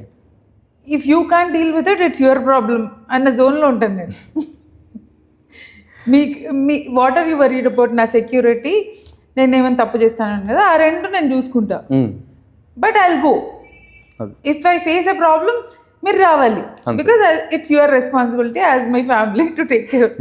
So నేను దాన్ని ఎప్పుడు వోకలైజ్ చేయను ఎక్కువ, అండ్ నేను కేర్ చెయ్యను. ఇప్పుడు when I feel something is right, నేను అది చేసేస్తా. సో నాకు గాంధీ క్యారెక్టర్లో కూడా, ఈవెన్ బృందాల్లో కూడా అదే షేడ్ ఉంటుంది. ఓకే, బృందా కూడా అందరు ఏం చెప్తున్నా కూర్చొని ఆర్గ్యూ చేయదు, ఇది రైట్ ఇది రాంగ్ అని. లైక్ బృందా అని ఒక వెబ్ సిరీస్ వచ్చింది, సో దాంట్లో ఆ క్యారెక్టర్ కూడా అలాగే ఉంటుంది. ఆమె చేసేది ఆమె చేస్తుంది. When you know what you're doing is right, దానికి fighting is one thing, vocally fighting or just doing also is a form of fighting, but not vocal. అది యాక్షన్లో అదొక character trait. So it is something what I am. So Gandhi కూడా అంతే. Okay, వాళ్ళ అమ్మ ఆపినప్పుడు అప్పుడు తను ఎక్స్ప్లెయిన్ చేయాల్సి వస్తుంది, వెళ్ళొద్దు నాన్న దింపుతా అంటే, ఇప్పుడు నేను తప్పు చేశాను నువ్వు వదిలే అంటే, వాళ్ళ అమ్మ కూడా ఒక సెకండ్ ఆలోచించి, అవును ఇది తప్పు చేయదు కదా అనేసి she leaves there. For me that's Gandhi. And coming to the mother character voice మీదే ఫిలింలో. నేను నాకు అర్థమైపోయింది ma'am, because I know your tone కానీ I don't know how many people registered it, but చాలా బాగా సెట్ అయింది వాయిస్ ఆ మదర్ క్యారెక్టర్కి. అంటే నాకు క్లోజ్ వాళ్ళందరికీ అర్థమైంది. సో ఫస్ట్ టైం సినిమా చూసినప్పుడు మా చెల్లెలు కూడా చెప్పావా డబ్బింగ్ చెప్పావా నాకు స్క్రీన్ ముందుకు రావడం చాలా భయం అండ్ హెజిటేషన్. కాకపోతే నాకు డబ్బింగ్ చాలా ఇష్టం ఫర్ సమ్ రీజన్. అదొక్కటే క్యారెక్టర్కి సినిమాలో డబ్బింగ్ ఉంది. బికాజ్ లావణ్యాది కొంచెం అంటే neutral and Andhra accent. Okay okay. So అందుకే నేను చెప్పాను అనమాట, నాకు కొంచెం తెలంగాణ ఇన్ఫ్లుయెన్స్ ఎక్కువ ఉంటుంది నా యాక్సెంట్లో. సో అందుకే నేను చెప్పాను. అండ్ అది ఒక్కటే క్యారెక్టర్కి డబ్బింగ్, మిగతా అన్ని సింగ్ సౌండ్ కాబట్టి అన్ని ఎవరి వాయిస్ వాళ్ళదే. అండ్ నేను ఇంతకు ముందు కూడా కొన్ని సినిమాల్లో డబ్బింగ్ చెప్పాను. పవిత్ర లోకేష్ గారికి ఒక సినిమాలో చెప్పాను. సో నాకు డబ్బింగ్ చాలా ఇష్టం. Nice nice. అంటే మీకు how was the experience ma'am dubbing? అంటే నేను కొత్త యాంగిల్ చూశాను. I know you can make good films, you can write well, but dubbing అనేది షాక్ అన్నట్టు. Like I felt very happy after listening your voice. And coming to the title ma'am, Gandhi తాత చెట్టు, అంటే Gandhi ఫిలాసఫీతో inspire అయి రాశారా, లేకపోతే ఈ సబ్జెక్ట్ గాంధీకి కనెక్టెడ్గా ఉండిందా ముందే? లేదు, నేను బేసిక్లీ నాన్ వైలెన్స్ కోసం రాశాను. Okay. My idea was to tell non violence and peace to children. Okay. నేను అది చెప్పాలనుకున్నాను. ఈ కథ త్రూ బాగా చెప్పచ్చు అనిపించింది నాకు. ఓకే. అండ్ నాన్ వైలెన్స్ అంటే మనకి బేసిక్గా గుర్తొచ్చేది ఇద్దరు, బుద్ధుడు గాంధీ గారు. వీళ్ళిద్దరు ఫస్ట్ మైండ్లోకి వచ్చే పేర్లు. ఇప్పుడు బుద్ధుడు గారి ఫిలాసఫీస్ ఏంటంటే అవి ప్రాక్టికల్లీ అప్లికబుల్ ఫిలాసఫీస్ కావు. They are teachings. ఎస్. అంటే మనం బతికి నేర్చుకోవాలి ఆయన ఫిలాసఫీ. అవును. గాంధీ గారిది ప్రాక్టికల్లీ అప్లికబుల్, అందుకే ఆయన ఆ టైంలో అంతమందిని కన్విన్స్ చేయగలిగారు. ఎగ్జాక్ట్లీ. అంటే బుద్ధుడిది like you should become a monk in your life. That's not practically possible for everyone. అది లైఫ్ స్టైల్ అది ఎక్స్పీరియన్స్ తో నేర్చుకోగలం, కానీ అది చెప్తే అది చాలా ప్రీచీగా ఉంటుంది. అవును. గాంధీ గారిది ఏంటి స్ట్రక్చర్డ్ ఫిలాసఫీ నాన్ వైలెన్స్ది. అంటే ఆయన సింప్లిఫై చేశారు చాలా. ఇప్పుడు నేను ఫర్ ఎగ్జాంపుల్ ఒకటి చెప్తాను. ఇప్పుడు మనకి నిరాహార దీక్ష అనే ఒక కాన్సెప్ట్ లేదంటే, ఇప్పుడు ఆ కాన్సెప్ట్ గాంధీ గారి నుంచి వచ్చింది కదా, సైలెంట్ ప్రొటెస్ట్. లేకపోతే ఎంత ప్రాబ్లమో ఆలోచించండి. ఇప్పుడు నాకు ఒక మీ మీద కోపం వచ్చింది, నేను వచ్చి మిమ్మల్ని కొట్టినా ఏమైనా చేసినా నేను లీగలీ క్రిమినల్ అవుతా. But if I silently protest, if I don't eat and threaten you, I'm actually నేను అంతే మొండిగా ప్రొటెస్ట్ చేస్తున్నా, I'm trying to prove my point. ఇప్పుడు అది ఇంటి నుంచి తీసుకుంటే, ఇంట్లో కూడా మనం ఏం చేస్తాం, పేరెంట్స్ని కొట్టగలమా, తిట్టగలమా, బట్ తినకుండా అలిగి ఉండగలం కదా. అది ఎవరిని హార్మ్ చేయదు. It's punishing our selfs to punish them, but it gives them a chance to think what we're telling. Exactly. And అది one of the most impactful ways. So ఆయన ఫిలాసఫీ చాలా స్ట్రక్చర్డ్. నేను I'm not arguing about his life. ఇప్పుడు నేను ఎవరిది personal life గురించి నేను అంత తీసుకోను. నాకేం కావాలో అదే తీసుకుంటా. మూవీలో కూడా డైలాగ్ ఉంటుంది, కింద పడితే దుమ్ము ఉంటే చెడుని దులిపేసి మంచి మాత్రమే తీసుకోవాలన్నది నేను స్ట్రాంగ్గా బిలీవ్ చేస్తాను. అది యాక్చువల్లీ నేను బిలీవ్ చేస్తాను. సో ఆయనది చాలా స్ట్రక్చర్డ్ ఫిలాసఫీ, చాలా ఈజీ టు ఎక్స్ప్లెయిన్ అనిపిస్తుంది నాకు. ఇప్పుడు సైమన్ గోబ్యాక్ అయినా, సత్యాగ్రహం అయినా, ఏదున్నా it is very easy to explain to a kid that నువ్వు ఇలా కాకుండా ఇలా చేసావనుకో, నువ్వు ఒక పీస్ఫుల్ పాత్ తీసుకుంటావు, at the same time you will be fighting for the right cause అని. అండ్ ఇది రైట్ కాజ్ అయితే నీ వెనకాల 10 మంది వస్తారు కదా, are your fight will be pointless. Yeah. And coming to his freedom struggle, man, in his supervision, tanu he believed in like oka continuous revolt aina, continuous movement aina, he never wanted to do that. ఎందుకంటే మధ్య మధ్యలో ఒక point of టైంలో ఎవరికైనా threshold దాటిపోతే energy ఉండదు. So he believed in a structured way. కొన్ని రోజులు చేయాలి, ఆపాలి, then we have to start again, then we have to stop again, మళ్ళీ. ఇది ఒక సర్వైవింగ్ మూమెంట్ని క్రియేట్ చేస్తాననే తన పాయింట్. లైక్ అది చాలా మంచి మూమెంట్, బికాస్ తనని ఇన్స్పైర్ అయ్యి Nelson Mandela he started a moment there. And in a way non violence అనేదే లాంగ్ లాస్టింగ్ అండ్ ఇంపాక్ట్ఫుల్ అని ప్రాక్టికల్గా చూపెట్టిన పర్సన్ గాంధీ అనిపిస్తుంది. ఒకప్పుడు అశోకుడు ఉండు, తను రూత్లెస్గా వార్స్ అవన్నీ చేసి కళింగ వార్కి వచ్చేసరికి తనకు అర్థమైపోయింది, ఇంకా ఆ బ్లడ్ షెడ్ అదంతా చూసి అవసరం లేదు, ఐ విల్ టేక్ బుద్ధిజం అని వాళ్ళ పిల్లల్ని కూడా he send there. So what you think, అంటే నాన్ వైలెన్స్తో మనం anything we can achieve? Yes, non violence, సి వైలెన్స్తో అయినా can be achieve anything. But ప్రజెంట్గా ఇస్ ఇట్ పాసిబుల్? బట్ ఇప్పుడు ప్రజెంట్ ఉన్న సిచ్యువేషన్లో we're seeing many incidents like వైలెన్స్తోనే ఏదైనా సాధ్యమని they are showing it present society. కానీ what's the long lasting thing? If you want to give any message, what do you want to say? C ఇప్పుడు wars అవుతాయి అవును, countries మధ్యలో, బాంబులు వేసుకుంటారు, చంపుతారు, అంత అవుతుంది. లాస్ట్కి ఎక్కడ రిజల్వ్ అవుతుంది?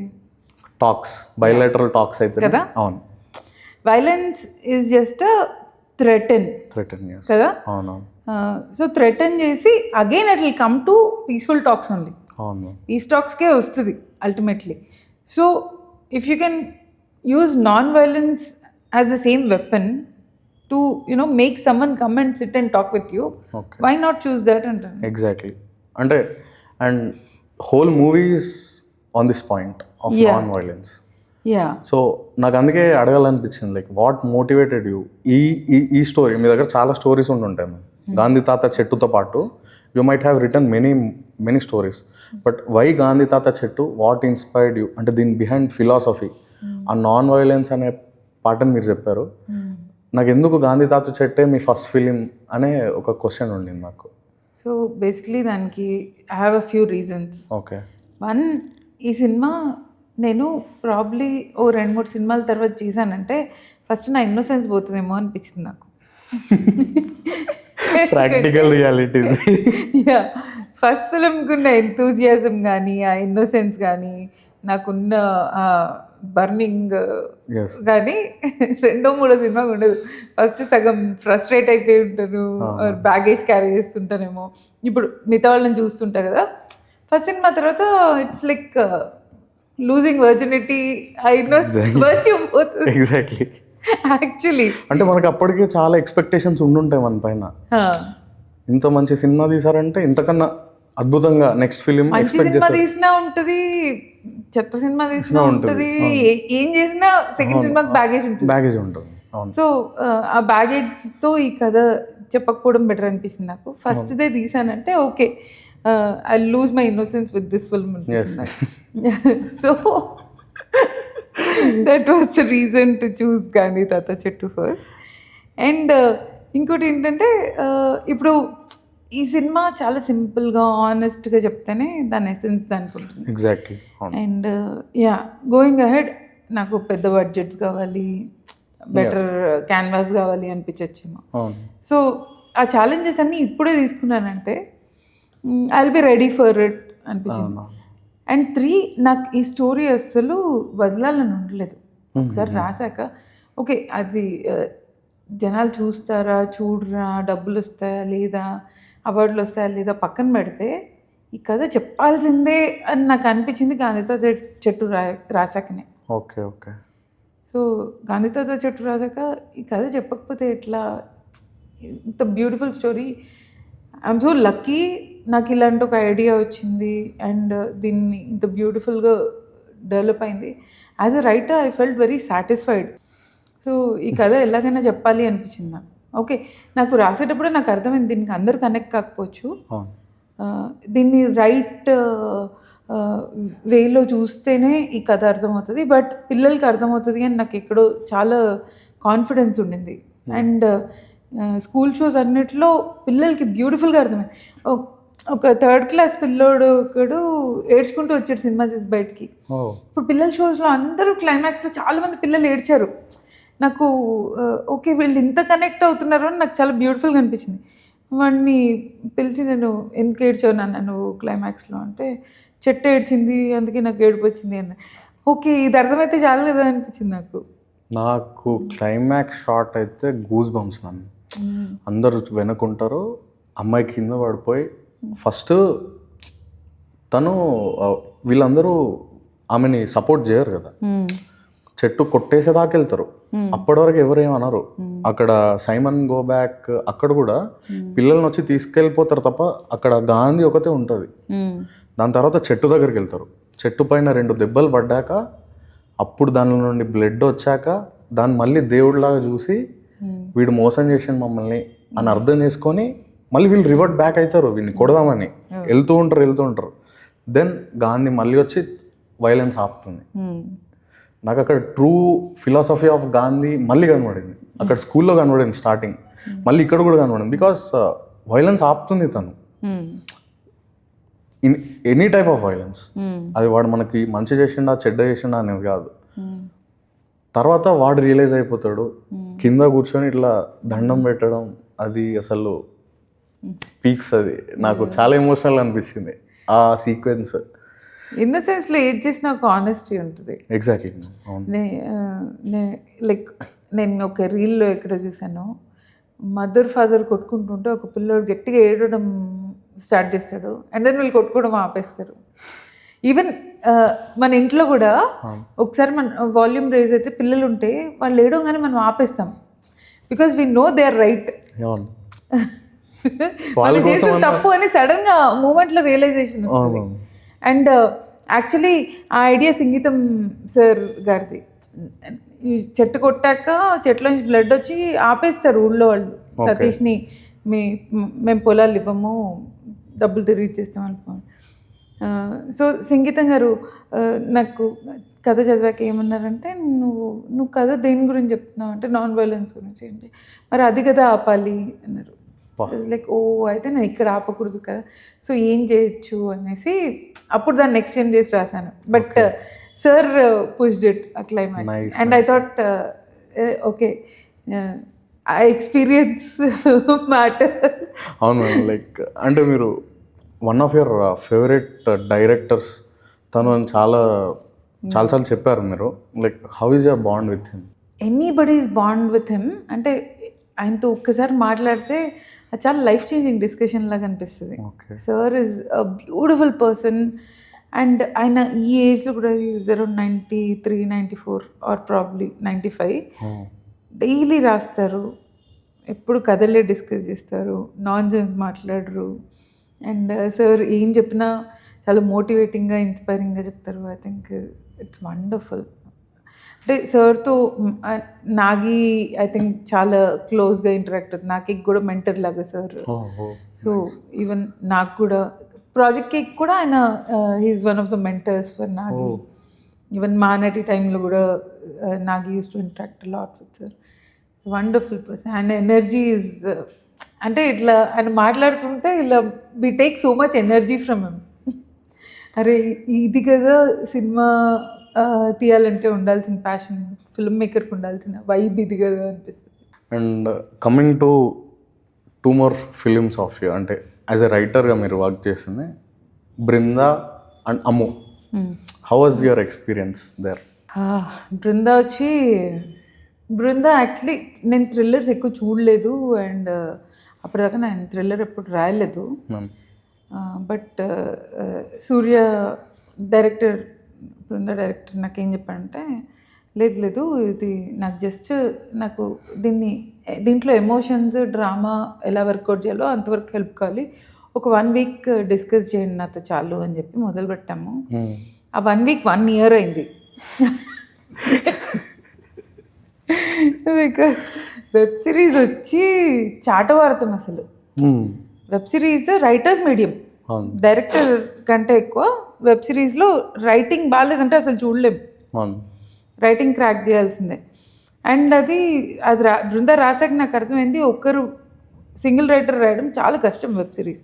అంటే బాగా రాయాలి, పెద్ద ప్రెమైజ్ ఉండి అన్ని క్యారెక్టర్స్ ఉన్నప్పుడు చాలా టైం పడుతుంది, చాలా ఎనర్జీ డ్రైన్ చేస్తుంది. సో నేను సూర్య కూర్చొని రాసాం, కానీ బృంద డ్రైన్డ్ టైర్డ్ అయిపోతుండే, అసలు స్ట్రెస్ఫుల్ ఉండింది. బట్ లాస్ట్లో అంతా అయ్యాక చూసాక నాకు I feel very proud of Brinda. I mean చాలామంది ఎంజాయ్ చేశారు. అండ్ దాంట్లో ఒక అండర్లైంగ్ ఒక చాలా సెన్సిటివ్ టాపిక్, ఎవరిని అఫెండ్ చేయకుండా చెప్పగలిగాం. రిలీజన్ అనే టాపిక్ని ఎవరు ఫీల్ అవ్వకుండా, ఎవరు ప్రొటెస్ట్ చేయకుండా అండర్లైన్గా సటిల్గా చెప్పగలిగాం. సో బృంద ఫీల్స్ వెరీ ప్రౌడ్ వర్క్ నాకు. అమ్ము యాక్చువల్లీ చారుకేష్ అని తను కార్తిక్ సుబ్బరాజ్ గారి దగ్గర రైటర్. ఓకే. సో తను కదా తను అమెజాన్కి పిచ్చేశాడు. Tamil production house, Tamil director అంతా తమిళ్ వాళ్ళు. ఓకే. కాకపోతే ప్రైమ్ వాళ్ళు ఏమన్నారు, ఇలాంటి కథ తెలుగులో వస్తే బాగుంటుంది కదా అనగానే వాళ్ళు ఇంకా ఓకే తెలుగులో ఒక రైటర్ని వెతుకుదాము అని చెప్పేసి తిరు అని కెమెరామెన్ గారు ఉన్నారు. సో ఆయన అడిగారంట, ఇలా ఫీమేల్ రైటర్ వాళ్ళు తెలుగులో అంటే ఆయన నన్ను సజెస్ట్ చేశారు. అండ్ చారుకేష్ని కలిసి డిస్కస్. నాకు అబ్బా అసలు ఇలాంటి కథ చెప్పడమే ఎంత బ్రేవ్ థింగ్ అనిపించింది నాకు. అంటే అది టాపిక్ ఎవరు అంత ఈజీగా ముట్టుకోరు. అది చాలా డొమెస్టిక్ వైలెన్స్ అనేది చాలా డిప్రెసింగ్ టాపిక్, చాలా అంటే చూడ్డానికే చాలా బరువుగా అనిపించే టాపిక్. కానీ కథ చదివాక I was really moved. Okay. నాకు చాలామంది డొమెస్టిక్ వైలెన్స్తో సఫర్ అయిన వాళ్ళు తెలుసు. అది చాలామంది దాంట్లో నుంచి బయటికి రాలేరు, రిలేషన్షిప్లోంచి, డొమెస్టిక్ ఈ టాక్సిక్ రిలేషన్షిప్స్లోంచి బయటికి రావడానికి చాలా కష్టం. వాళ్ళు అటాచ్ అయిపోతారు, victims get attached to the abuser. అవునవును. సో ఇలాంటి కథ చెప్పి అది ఒక్కరిని ఇన్స్పైర్ చేసిన బయటికి రావడానికి ఇట్స్ వర్త్ ఇట్ అనిపించింది నాకు. సో చారుకు కూడా అదే చెప్తే నాది ఎగ్జాక్ట్లీ అదే ఫీలింగ్ అని చెప్పాడు. So I started writing. దాన్ని మళ్ళీ తెలుగు సెన్సిబిలిటీస్కి అడాప్ట్ చేసి రాద్దామని. సో అమ్ములో నాకు నా అసోసియేట్కి తప్ప ఎవరికి తెలుగు రాదు. బట్ అస్సలు తెలుగు రాకుండా చారు మొత్తం సినిమా తీసి అంత బ్యూటిఫుల్లీ ప్రజెంట్ చేశాడంటే ఐ ఫీల్ అమ్మో ఎక్కువ మంది చూడలేదు, కానీ చూసినంత వరకు చాలా ఇంపాక్ట్ క్రియేట్ చేసింది. నాకు మహానటి కంటే అమ్మకు వచ్చిన మెసేజెస్, ఎమోషనల్ మెసేజెస్ అసలు నాకు కొన్ని చదువుతుంటేనే ఏడుపు వచ్చాయి. అంటే నేను కొన్ని రివ్యూస్ విన్నాను మేడం దాని గురించి. అంటే చాలా బరువుగా, కొంతమంది కంప్లీట్ చేయలేక చాలా బరువుగా ఉండిందని నేను విన్నాను. నేను మూవీ చూడలేదు, but I heard it, reviews నుండి ఐ హర్డ్ ఇట్, లైక్ చాలా బరువుగా అనిపించింది మూవీ అని. But wonderful ma'am. అంటే మీరు టచ్ చేసిన టాపిక్స్ అన్నీ చాలా సెన్సిటివ్ టాపిక్స్. ఇప్పుడు మీరు కావాలనుకుంటే వేరే అయినా తీయొచ్చు, కమర్షియల్ టైప్. బట్ మీరు చెప్పారు కదా ఇందాకే, నేను వోకల్గా ఉన్నాను but I will show it in my actions అని. అది కనిపించినట్టు అనిపిస్తుంది నాకు మీ వర్క్స్ అన్నిట్లో. But that's what is your personality కదా. ఐ థింక్ అది వచ్చేస్తుంది, మనం తెలియకుండా వచ్చేస్తుంది మన పర్సనాలిటీ, మనం వద్దనుకున్నా వస్తుంది. And that's why I said like movie is a reflection of the film maker. అది నేను చాలా గట్టిగా నమ్ముతాను. తెలుసో తెలియకునో అది ఫైనల్ ఫిలిం స్క్రీన్ పైన చూసేటప్పుడైనా చాలా లేట్గా అర్థమైద్దేమో, ఇది నేనే కాబట్టి నేను అక్కడ చూపెట్టాను అని అనిపిస్తుందేమో అనిపించింది. అండ్ నేను రీసెంట్గా ఆటోబయోగ్రఫీ ఆఫ్ యోగి చదివాను. దాంట్లో ఒక చాప్టర్ సార్ జగదీష్ చంద్రబోస్ గురించి ఉంది. And he worked on plants, వాటి యొక్క స్టిమ్యులీ, అండ్ వాటిలో కూడా ఒక లైఫ్ ఉంటుందని చెప్పింది పర్సన్ తను. సో డిడ్ యూ అంటే మీరు ఇట్లాంటి రీసెర్చ్ ఏమైనా చేశారా, లైక్ ప్లాంట్స్ పైన? అంటే నేను ఈ సినిమా కోసం చేయలేదు. ఆటోబయోగ్రఫీ ఆఫ్ యోగి చదివాను, జగదీష్ చంద్రబోస్ గారి గురించి చదివాను.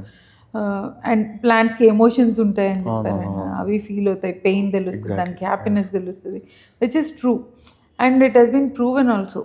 ఇప్పుడు ఒక ఈవెన్ తారే జమీన్ పర్లో చెప్తాడు కదా, ఒక ట్రైబ్ ఉంటుంది, ఒక చెట్టు కొట్టేయాలంటే వాళ్ళు వెళ్ళి నరకరు దాన్ని, అందరు కలిసి వెళ్ళి తిడతారు, అదే వాడిపోయి పడిపోతుంది. అవును. సో అలాంటి ఇన్సిడెన్సెస్ ఉన్నాయి. అండ్ నిజంగానే కొన్ని చోట్ల చెట్టును కొడితే బ్లడ్ వచ్చిన ట్రీస్ ఉన్నాయి. అవును. If you Google it, plants bleeding అని కొడితే నిజంగా చెట్లోంచి బ్లడ్ వచ్చిన ప్లాంట్స్ ఉన్నాయి, ట్రీస్ ఉన్నాయి. అండ్ చిప్కో మూమెంట్ అని ఒకటి అయింది. చిప్కో ఆందోళన. అవును. డిఫారెస్టేషన్ చేస్తుంటే అందరు చెట్టుని హక్ చేసుకొని చెట్టును కొట్టనివ్వకుండా for days they were protesting. అవును. సో ఇవన్నీ ఎక్కడో సబ్ కాన్షియస్ మైండ్లో ఉంటాయి కదా.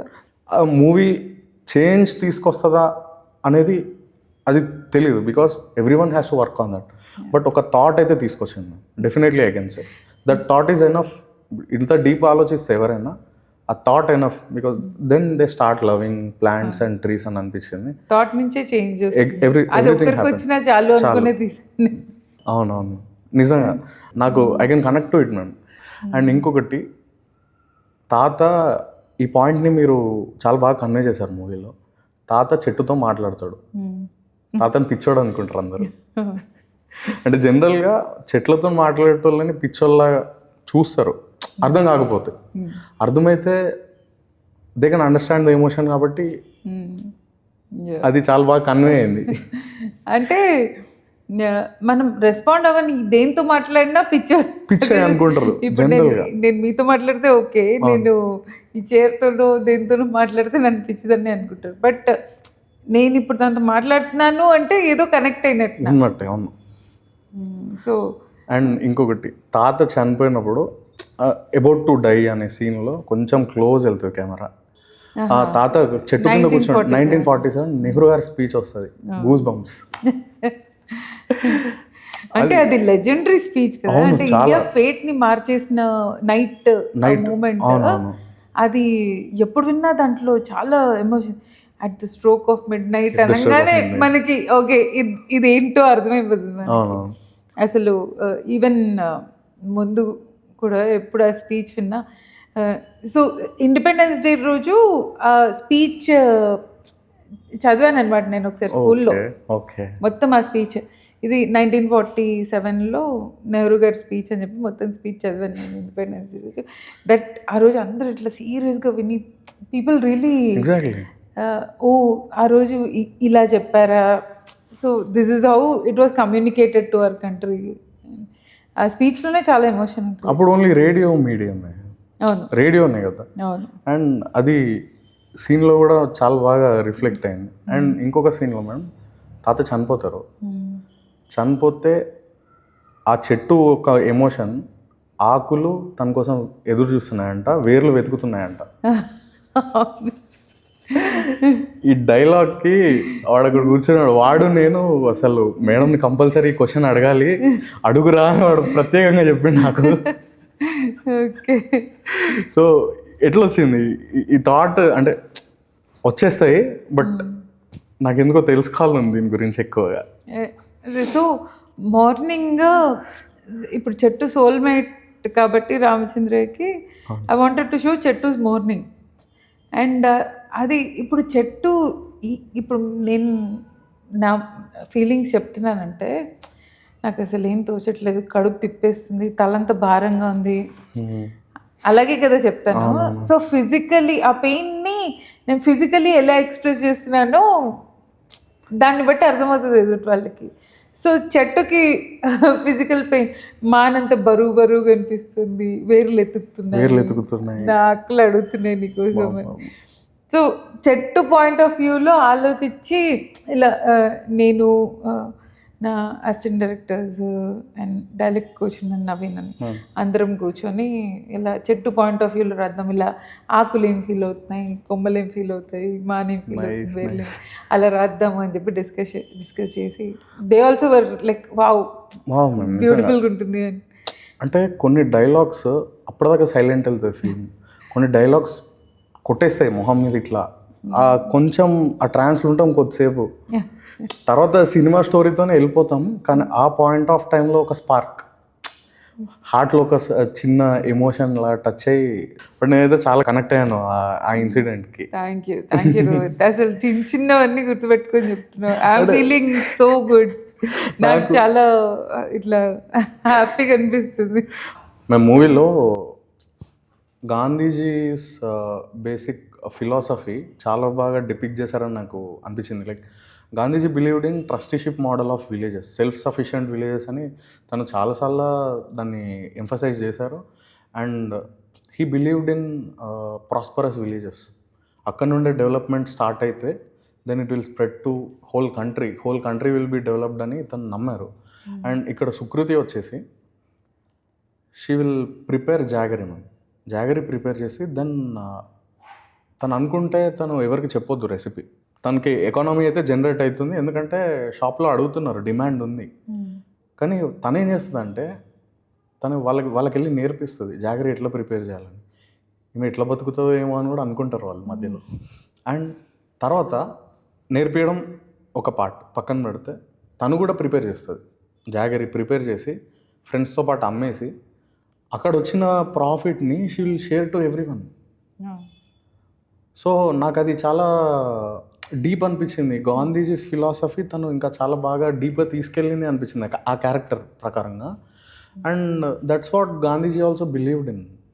మీరు ఒక ట్రస్టీషిప్ మోడల్, మీ దగ్గర మనీ ఉంటే share it with everyone.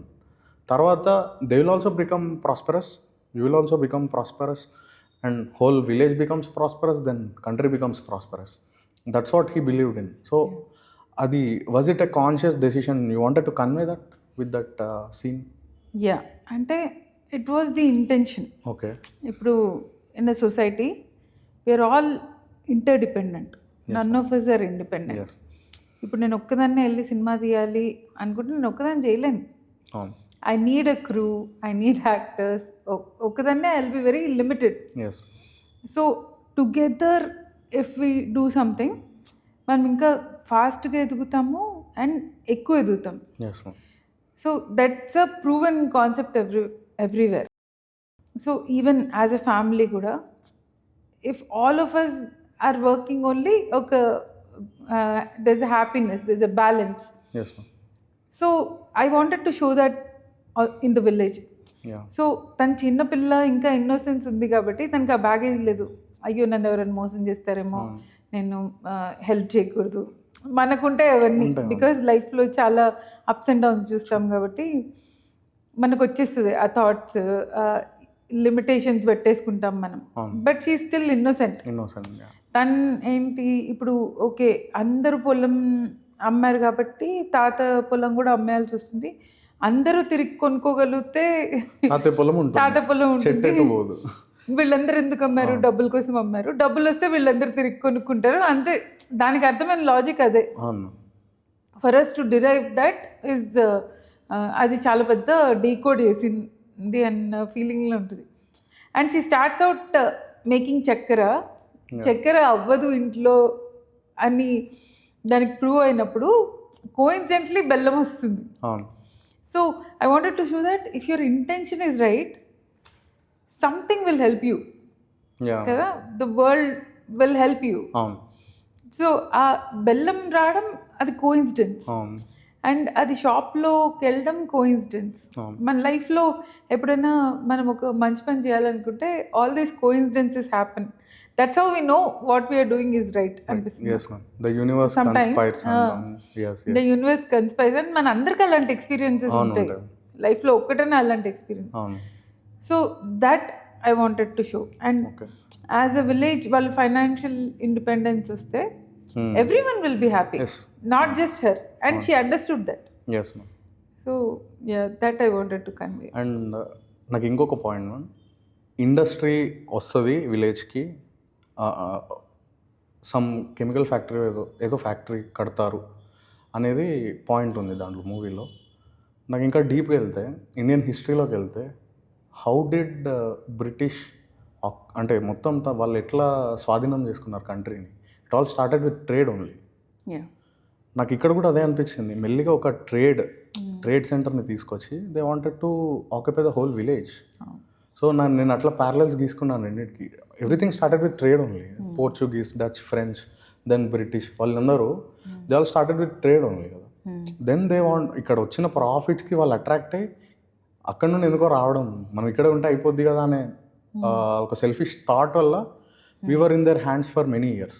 So ఇక్కడ కూడా విలేజ్లో కూడా ఇండస్ట్రీ వచ్చింది. ఆ ఇండస్ట్రీ పెట్టడానికి they want all the lands to be taken. వాళ్ళు తీసేసుకొని దెన్ ల్యాండ్ పోతే ఇంకేముంది, వాళ్ళ బ్రతుకులంతా వాళ్ళ చేతిలో ఉన్నట్టే కదా. సో నాకు ఆ ప్యారలల్ చాలా నచ్చింది రెండింటికి మధ్యలో. అవును, ఇప్పుడు ఎక్కడైనా 2 things that they uses, 1 development అని ఒక బిస్కెట్ ఆర్ డబ్బులు అంతే, ఈ రెండిటికే పడతారు ఎక్కడైనా. అవును. But is it something that we need, is it required or not అనేది ఎప్పుడు మనం ఆలోచించాలి. అవును. So there'll always be, world will always try to exploit, but we have to judge ఈ ఎక్స్ప్లాయిటేషన్ మనకు అవసరమా. అండ్ ఇంకో ప్యారలల్ నాకు ఏది అర్థమైందంటే, లైక్ ఫస్ట్ మన ఇండియాలో బ్రిటిష్ వాళ్ళు ఇక్కడ రావడానికి, ఇక్కడ ఎస్టాబ్లిష్ అవ్వడానికి కారణం మనకి యూనిటీ లేదు అప్పుడు. Because many kings are there, రీజనల్గా వాళ్ళు పాలిస్తున్నారు, వాళ్ళకే పడేది కాదు. బట్ వాళ్ళు కూడా వీళ్ళు ఇంత ఘోరంగా ఎక్స్ప్లాయిట్ చేసి మొత్తం ల్యాండ్నే తీసేసుకుంటారు, వాళ్ళ హ్యాండ్ ఓవర్లో మొత్తం కంట్రీనే పెట్టుకుంటారు, వాళ్ళకి అర్థం కాలేదు అది. ఇక్కడ కూడా ఫస్ట్ అందరూ ఇచ్చేస్తారు ల్యాండ్, అతను ఒక్కరు మాత్రం ఇయ్యాడు, తాత క్యారెక్టర్. తర్వాత వీళ్ళందరికీ అవేర్నెస్ వస్తుంది లాస్ట్కి ఒక మూమెంట్ లాగా. Then they will understand the whole problem. అసలు వాళ్ళు ఎక్స్ప్లాయిట్ చేయాలనుకుంటున్నారని అర్థమై అంటే సొల్యూషన్ వెతుకుతారు. అప్పుడు వాళ్ళకి వీడు మోసం చేసిండు అని అర్థమైపోయి తీసేసుకుంటారు. ఇంకా వద్దు, నాకు ఇదంతా నా ల్యాండ్ నాకు కావాలి అనే ఇంటెన్షన్తో ఉంటారు అందరూ. సో ఇవి రెండింటి మధ్యలో చాలా మంచి ప్యారలల్స్ ఉన్నాయి, నాకు అది చాలా నచ్చింది. గాంధీజీ వెనుక ఉన్న అప్పుడున్న సొసైటీ ఎట్లుంది, లైక్ కొంతమంది సపోర్ట్ చేశారు, మోడర్న్ వేలో కొంతమంది ఎక్స్ట్రీమిస్ట్ వాళ్ళు అట్లా వెళ్ళిపోయారు. అండ్ వీళ్ళు గాంధీజీ వాళ్ళు, సో ఒక 2 డిఫరెంట్ గ్రూప్స్ లాగా ఫామ్ అయిపోయాయి అప్పుడు, ఎక్స్ట్రీమిస్ట్ అని మోడరేట్స్ అని. ఇవి రెండింటి ఫామ్ అయిపోయి then they will understand the problem. Like మనం వైలెన్స్తోనే పోతే ఏమవ్వదు, we have to do it in a non violent way. Then they come together. అప్పటిదాకా రాదు, ఎందుకంటే యూనిటీ ఈజ్ ఇంపార్టెంట్. యూనిటీ లేనప్పుడు ఇంకేం జరగదు కదా. సో సేమ్ ఆ యూనివర్సే ఇక్కడ క్రియేట్ అయిందని నాకు అనిపించింది. సేమ్ యూనిటీ, అదే కాన్సెప్ట్. లైక్ మేబీ అవును, అంటే the idea was to incorporate as much as possible. అవును, ఓకే 2 గంటలు కదా, ఇంత డ్యూరేషన్ చిన్న కదా, దీంట్లో ఎంత చెప్పగలిగితే, ఇప్పుడు మొత్తం కంట్రీనే ఆ చిన్న విలేజ్ అయితే, ఇప్పుడు ఒక ప్యారలల్ సిమిలర్ ప్రాబ్లం వస్తే how we can solve it అన్నది ఇది నాకు. ఇప్పుడు నాకు actually one of my friends saw the movie and he told me, నువ్వు అవతార్ చిన్న సినిమాలో తీసావు అని చెప్పాడు నాకు. అంటే నేను thought about it and I was like, oh shit, Avatar కూడా చెట్టు గురించే కదా, వాళ్ళంతా చెట్టు మీద డిపెండెంట్, ఊరంతా ఊరు చెట్టుని ప్రొటెక్ట్ చేయడానికి ట్రై చేస్తుంటారు, వీళ్ళు లూర్ చేయడానికి ట్రై చేస్తారు, వస్తారు, మేము మీకు ఏదో నేర్పిస్తామంటారు, వాళ్ళు నేర్చుకుంటామంటారు, స్లోగా వాళ్ళు ఇన్ఫిల్ట్రేట్ చేసి అండ్ దెన్ ఫైనలీ వాళ్ళ చెట్టుని వాళ్ళు ఎలా ప్రొటెక్ట్ చేసుకుంటారు అన్నది.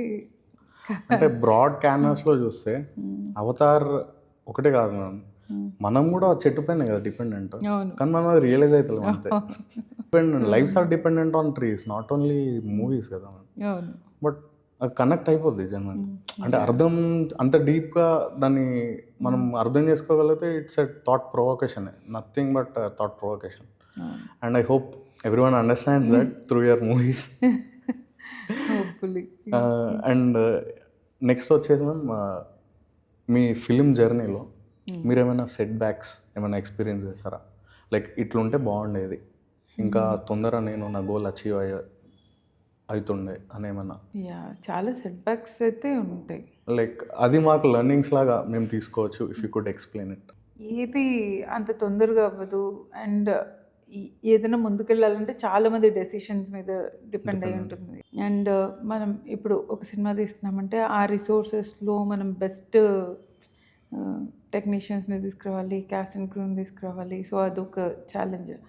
But yeah major set back ఎప్పుడు వస్తుందంటే దెల్ బి డేస్ మనకి ఎమోషనల్లీ చాలా లో అనిపిస్తుంది.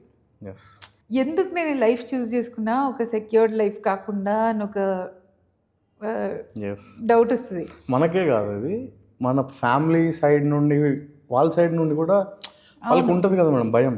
అవును, బికాజ్ ఎందుకు వెళ్ళిండు, క్యాపబిలిటీ ఉంది వానికి, లైక్ వాళ్ళకి ఎవరికైనా క్యాపబిలిటీ ఉంది, he can earn regular income వచ్చే ఛాన్సెస్ ఉన్నాయి, but still he chose that ఎందుకు అనేది ఉంటుంది. And most of the time ఫ్యామిలీస్కి అర్థం కాదు అవును ఎందుకు మొండిగా ఇదే చేస్తామంటున్నారు అని. ఇప్పుడు నేను ఆ చాయిస్ తీసుకొని రాలేదు, కానీ వచ్చాక నాకు అదొక కాలింగ్ లాగా అనిపించింది. అంటే ఇదే నేను లైఫ్లో ఇదే నేను చేయాలి, ఇది చేస్తేనే హ్యాపీగా ఉంటానని వచ్చాక నేను ఎక్స్పీరియన్స్ చేశాను అది. బట్ నా డెసిషన్ వల్ల ఫ్యామిలీలో చాలా సఫరింగ్ అయింది.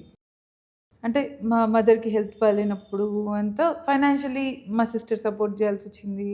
అండ్ యూనో అలాంటి టైమ్స్లో కూడా ఎప్పుడైనా అవసరం ఉన్నప్పుడు డబ్బులు ఉండవు, అలాంటివి చాలా ఉంటాయి సెట్బ్యాక్స్. అప్పుడు కూడా ఏదో ఒకటి ఫైట్ చేసి will get through that problem. ఆ ప్రాబ్లం దాటుకొని వచ్చేస్తాము. కానీ ఒక్కొక్కసారి మన లోపల ఫీలింగ్స్ స్టార్ట్ అవుతుంది, ఎందుకు నేను ఈ చాయిస్ తీసుకున్నా, ఎందుకు నా వల్ల వీళ్ళందరూ సఫర్ అవుతున్నారు, ఇది ఇట్ వర్త్ ఇట్, నేను ఇప్పుడు చేయలేకపోతే ఏంటి, నేను ఇప్పుడు ఏమీ సాధించకపోతే ఏంటి అని. I think those days are the most difficult days where we question ourselves. ఇంకా ఒక్కొక్కసారి డౌట్ వస్తుంది, ఓకే ఇంతమంది ఉన్నారు, ఇంత టాలెంటెడ్ వాళ్ళు ఉన్నారు, నాకు వీళ్ళతో కంపీట్ చేసేంత ఉందా, పొటెన్షియల్ ఉందా, టాలెంట్ ఉందా, చేయగలనా, అంటే 10 years from now ఏమీ అవ్వకపోతే ఏంటి. సో ఆ డేస్ చాలా డిఫికల్ట్ అనిపిస్తుంది. మళ్ళీ మనకు మనం చెప్పుకొని చేయగలవు, సాధించాలి, ఇదే చేయాలి, ఈ జర్నీ స్టార్ట్ చేసాము, సగం దూరం వచ్చి ఈదుకుంటూ వచ్చాము, ఇప్పుడు వెనక్కి వెళ్ళలేము, ఒక్కొక్కసారి ఆపలేము, ఆపితే మునుగుతాము, వెనక్కి వెళ్ళేంత లోపల లైఫ్ అయిపోతుంది. So I think that's very difficult for every one. I can connect ma'am, ఇది చాలా కనెక్టింగ్ ఉంది నాకు. Maybe it's like my older self is talking to me after few days అట్లా అనిపిస్తుంది. అండ్ ఐ థింక్ ఆ days అందరికి ఉంటాయి. Exactly James Cameron అయినా ఎవరైనా అందరికీ ఆ డేస్ ఉంటాయి where we question అవర్సెల్వ్స్.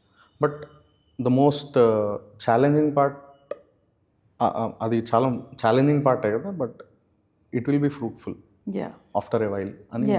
That's the hope. అది ఫ్రూట్ఫుల్లో కాదో మనం ఏదో ఒకటి మనం చెప్పాలనుకుంది చెప్పేసి వెళ్తాం అని హోప్. అది చేయలేకపోతే ఐ థింక్. అండ్ ఈ ఛాలెంజింగ్ టైమ్స్లో మీతో పాటు ఎవరు మీకు చాలా సపోర్టివ్గా ఉన్నారు, friends or family? If at all you want to tell a thank you to them because you have reached so far.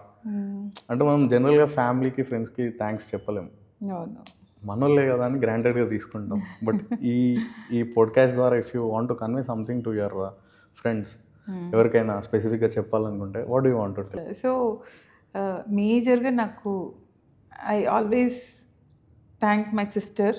Okay. Because through out life అంత నేను ఐఎమ్ వెరీ వోలటైల్.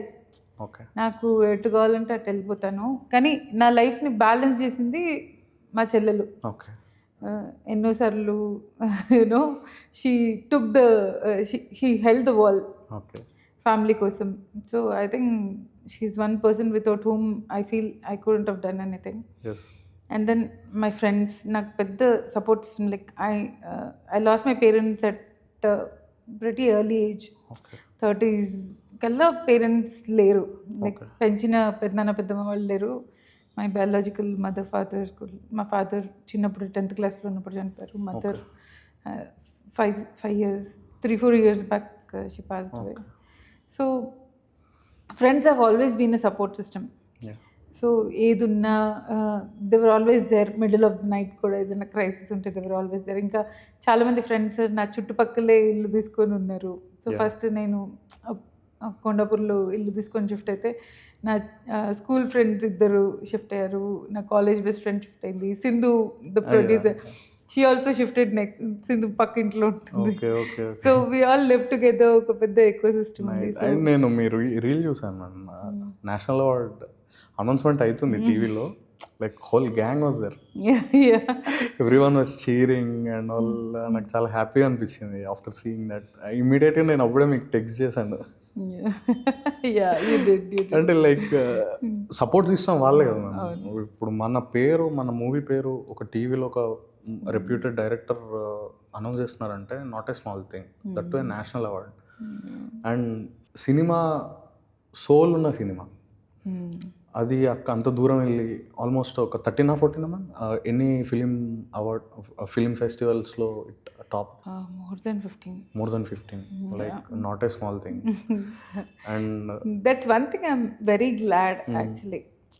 చాలా చోట్ల రికగ్నైజ్ చేశారు. ఎస్పెషలీ రష్యాలో అయితే 3-4 film festivals, state ఫెస్టివల్స్లో play చేశారు. చాలామంది పిల్లలకి చూపించారు. వాళ్ళకి ఇప్పుడు యాక్చువల్లీ దేర్ ఇన్ వార్ ఇది కదా అట్మాస్ఫియర్. సో వాళ్ళు they wanted to show it to the kids, non violence గురించి cinema. So that's one thing I feel very glad. చాలా మంది పిల్లలు రష్యాలో చూసి in a way you are spreading the philosophy of Gandhi. I feel so because ఎందుకంటే many countries have watched, చాలా film ఫెస్టివల్స్కి కూడా వెళ్ళాయి. I think I'm very lucky that I could do something like that. I never thought అందరికీ రాదు opportunity. ఎక్కడ నేను ఎక్కడో హైదరాబాద్లో ఉన్నాను, అక్కడికి ఎలా రీచ్ అవుతుందని కూడా నేను అనుకోలేదు. So that's one thing I'm very lucky. It went different places and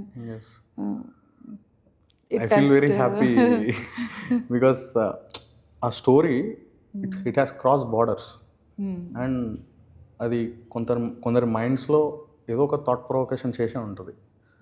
hopefully so stories are like that. అంటే బార్డర్స్ క్రాస్ అయిపోతాయి కదా. Because we talk about many people who are in foreign, they talk about us. ఇప్పుడు RRR ఉంది, it has cross borders. Oscar వరకు వెళ్ళింది. So stories are like that. We can't capture them in a small space if it is worthy. అవును, ఎవరికి ఎక్కడ reach అవ్వాలో అదే decide చేసుకుంటారు. కరెక్ట్. అండ్ నాకు గాంధీ తాత చెట్టులో బేసిక్లీ నా ఫస్ట్ ఎడి ఉదయ్ అని. So he is one big support to me throughout. తను హీజ్ అంటే నాకంటే ఒక 10-12 years చిన్న, but he was always there. I think Gandhi తాత చెట్టుకి నాకంటే ఎక్కువ ఎవరైనా ఇంపార్టెంట్ అంటే it was him. Yeah, I have to thank him. Like he was the backbone. And ఒక్కొక్కసారి ఈ కొలెటరల్ ఇవి ఫ్రూట్స్ దొరుకుతాయి కదా మనకి. So that's one thing I'm glad I found a little brother. Budget ఎంత మూవీది? It's about 1.25 around. 1.25లో అంత మీనింగ్ఫుల్గా, అంత సోల్ టచింగ్గా అంటే I think it all happen. అంత నాకు దొరికిన టీం కానీ, సుకుమార్ సార్ సపోర్ట్ కానీ, whatever everyone has contribute. ఎవరు సెల్ఫిష్గా చేయలేదు. మేము ఎప్పుడు ఈ సినిమాని డబ్బులు రావాలి ఆర్ సక్సెస్ రావాలి అని చూడలేదు. ఓకే, మనం ఈ సినిమా తీసి దాన్ని 10 మంది చూసి కనెక్ట్ అయినా చాలు అని అనుకున్నాము. And we are happy. అండ్ ఇంకొకటి, how did you find Sukriti ఈ రోల్కి? సో నాకు యాక్చువల్లీ చాలా పిల్లల్ని ఆడిషన్ చేశాను నేను. నాకు గాంధీ దొరకలేదు చాలా రోజులు. కొంతమంది అమ్మాయిలు చాలా నచ్చిన ఆడిషన్ చాలా బాగా చేసేవాళ్ళు, కానీ గుండు కొట్టుకోమంటే ఒప్పుకునేవాళ్ళు కాదు. I don't know why. ఆ టీనేజ్ ఏజ్, వాళ్ళు బ్యూటీ కాన్షియస్ ఉంటారు. ఆర్ పేరెంట్స్ అమ్మో గుండా ఇప్పుడు స్కూల్కి వెళ్తుంది అమ్మాయి ఆర్ డాన్స్ చేస్తుంది. సో అవన్నీ ఇన్హిబిషన్స్ ఉండేవి. నాకు అర్థమయ్యేది ఎందుకు ఇంత why is it such a big issue అని. Yes, yes. And they'd be like కాదు గుండు కంటే ఎక్కువ అది సినిమాల్లో చూపిస్తారు మీరు బాగోదు. ఓకే అది పెద్ద విషయమా అనుకునేదాన్ని నేను. బట్ ఎవరు ఒప్పుకోలేదు నాకు యాక్చువల్లీ 6-7 months. Okay. ఒక అమ్మాయి అయితే నాకు చాలా నచ్చింది. సింధు వాళ్ళ పేరెంట్స్కి ఫోన్ చేసి కావాలంటే మీ అమ్మాయితో పాటు నేను డైరెక్టర్ కూడా గుండు కొట్టుకుంటామని ఆ లెవెల్కి వెళ్ళి కన్విన్స్ చేయడానికి ట్రై చేసింది. But no one got convinced. And then ఒక ప్రివ్యూలో నేను సింధు వెళ్ళినప్పుడు సుకుమార్ సార్ సుకృతిని తీసుకొని వచ్చారు. Okay. So Sindhu Sukumar sir దగ్గర వర్క్ చేసింది. సో తను హాయ్ చెప్పొస్తా అని వెళ్ళింది. వచ్చాక ఈ సుకృతి గాంధీకి ఎలా ఉంటుంది అంటే నేను చూడలేదు, తిరిగి కూడా చూడలేదు. ఆయన ఎందుకు ఒప్పుకుంటారు ఓకే. వద్దులే అనేసి వచ్చాను. ఇంటికి వచ్చాక ఫొటోస్ పంపించింది సుకృతిది. ఓకే. చూస్తే ఎగ్జాక్ట్లీ నాకు మైండ్లో ఉన్న డిస్క్రిప్షన్కి తగ్గట్టుంది చూడ్డానికి. Okay. Round face, lean body. Gandhi గారికి కూడా ఉంటుంది కదా round face, lean body, specs ఉంటుంది, నవ్వుతే కళ్ళు మూసుకుంటాయి. సో ఫిజికలీ అన్ని బాక్సెస్ టిక్ అయ్యాయి నాకు. అయితే నేను ఒక్కసారి అడగవా చూద్దామంటే సార్ 12:30 అవుతుంది సార్ పడుకొని ఉంటారేమో అంటే ఒక్కసారి మెసేజ్ చేయి జస్ట్ చూద్దాము అంటే మెసేజ్ చేసింది. సార్ ఫస్ట్ షాక్ అయ్యారు, ఏంటి సుకృతిక అది దానికి యాక్టింగ్ ఇంట్రెస్ట్ లేదు అంటే సార్ ఒక్కసారి కథ వినండి అని చెప్పి మేము next day I think 2 days తర్వాత ఆయన షూట్కి వెళ్ళిపోతున్నారు. నెక్స్ట్ డే సరే నైట్ 9 తర్వాత నా పనులన్నీ అయ్యాక వింటా అని చెప్పి పాపం నైట్ 9 o'clock అట్లా కథ విన్నారు. విని ఆయనకు చాలా నచ్చింది. నేను అడిగి చూస్తాను, తనకి ఇష్టం ఉంటే చేద్దాము, కానీ చేస్తే బాగుంటుంది, గుండు కొట్టుకుంటూ బాగుంటుంది, సార్కి నచ్చింది అని అర్థమైంది మాకు. ఆ తర్వాత 1 week రెస్పాన్స్ లేదు. మేము సింధు మెసేజ్ చేస్తుంది. 1 week తర్వాత ఒక వాయిస్ నోట్ పెట్టారు, తను సింగర్ అవుదాం అనుకుంటున్నాను అనింది, యాక్టింగ్ ఇంట్రెస్ట్ లేదన్నది, కావాలంటే మీరే మాట్లాడండి అని చెప్పి వాళ్ళ వైఫ్ నెంబర్ ఇచ్చారు. ఓకే. ఆవిడకి మెసేజ్ చేస్తే ఆవిడ రిప్లై చేయట్లేదు. Basically Sukriti is like very independent and strong. Okay. She'll decide for herself. Okay. ఇంకా తర్వాత తబిత గారు కన్విన్స్ చేసి ఒక్కసారి కలిసి చూడు అని చెప్పి షీ మెట్ మీ. ఓకే. నేను కథ చెప్పాను. Oh it's very nice, so I'm only the hero of the film అంటే యా. తర్వాత అడిగింది నన్ను, ఎందుకు చేయాలి నేను ఈ సినిమా అంటే, ఇదేం నీ లాంచ్ లేకపోతే ఏది కాదు, నేను యాక్టర్ చేయడానికి కూడా కాదు, నువ్వు జస్ట్ ఇది ఒక ఎక్స్పీరియన్స్ లాగా అనుకో, నువ్వు ఎంజాయ్ చేస్తే నీకు ఒక మంచి మెమరీగా ఉంటుంది, లేదంటే ఒక చిన్న ట్రిప్ వెళ్ళొచ్చి ఒక విలేజ్కి అనుకో, and you know this will be fun, నీతో పాటు మేమందరం ఉంటాము, ఊరికే అలా విలేజ్లో చిల్గొట్టి ఎంజాయ్ చేస్తాం, it will just be an experience అంతే.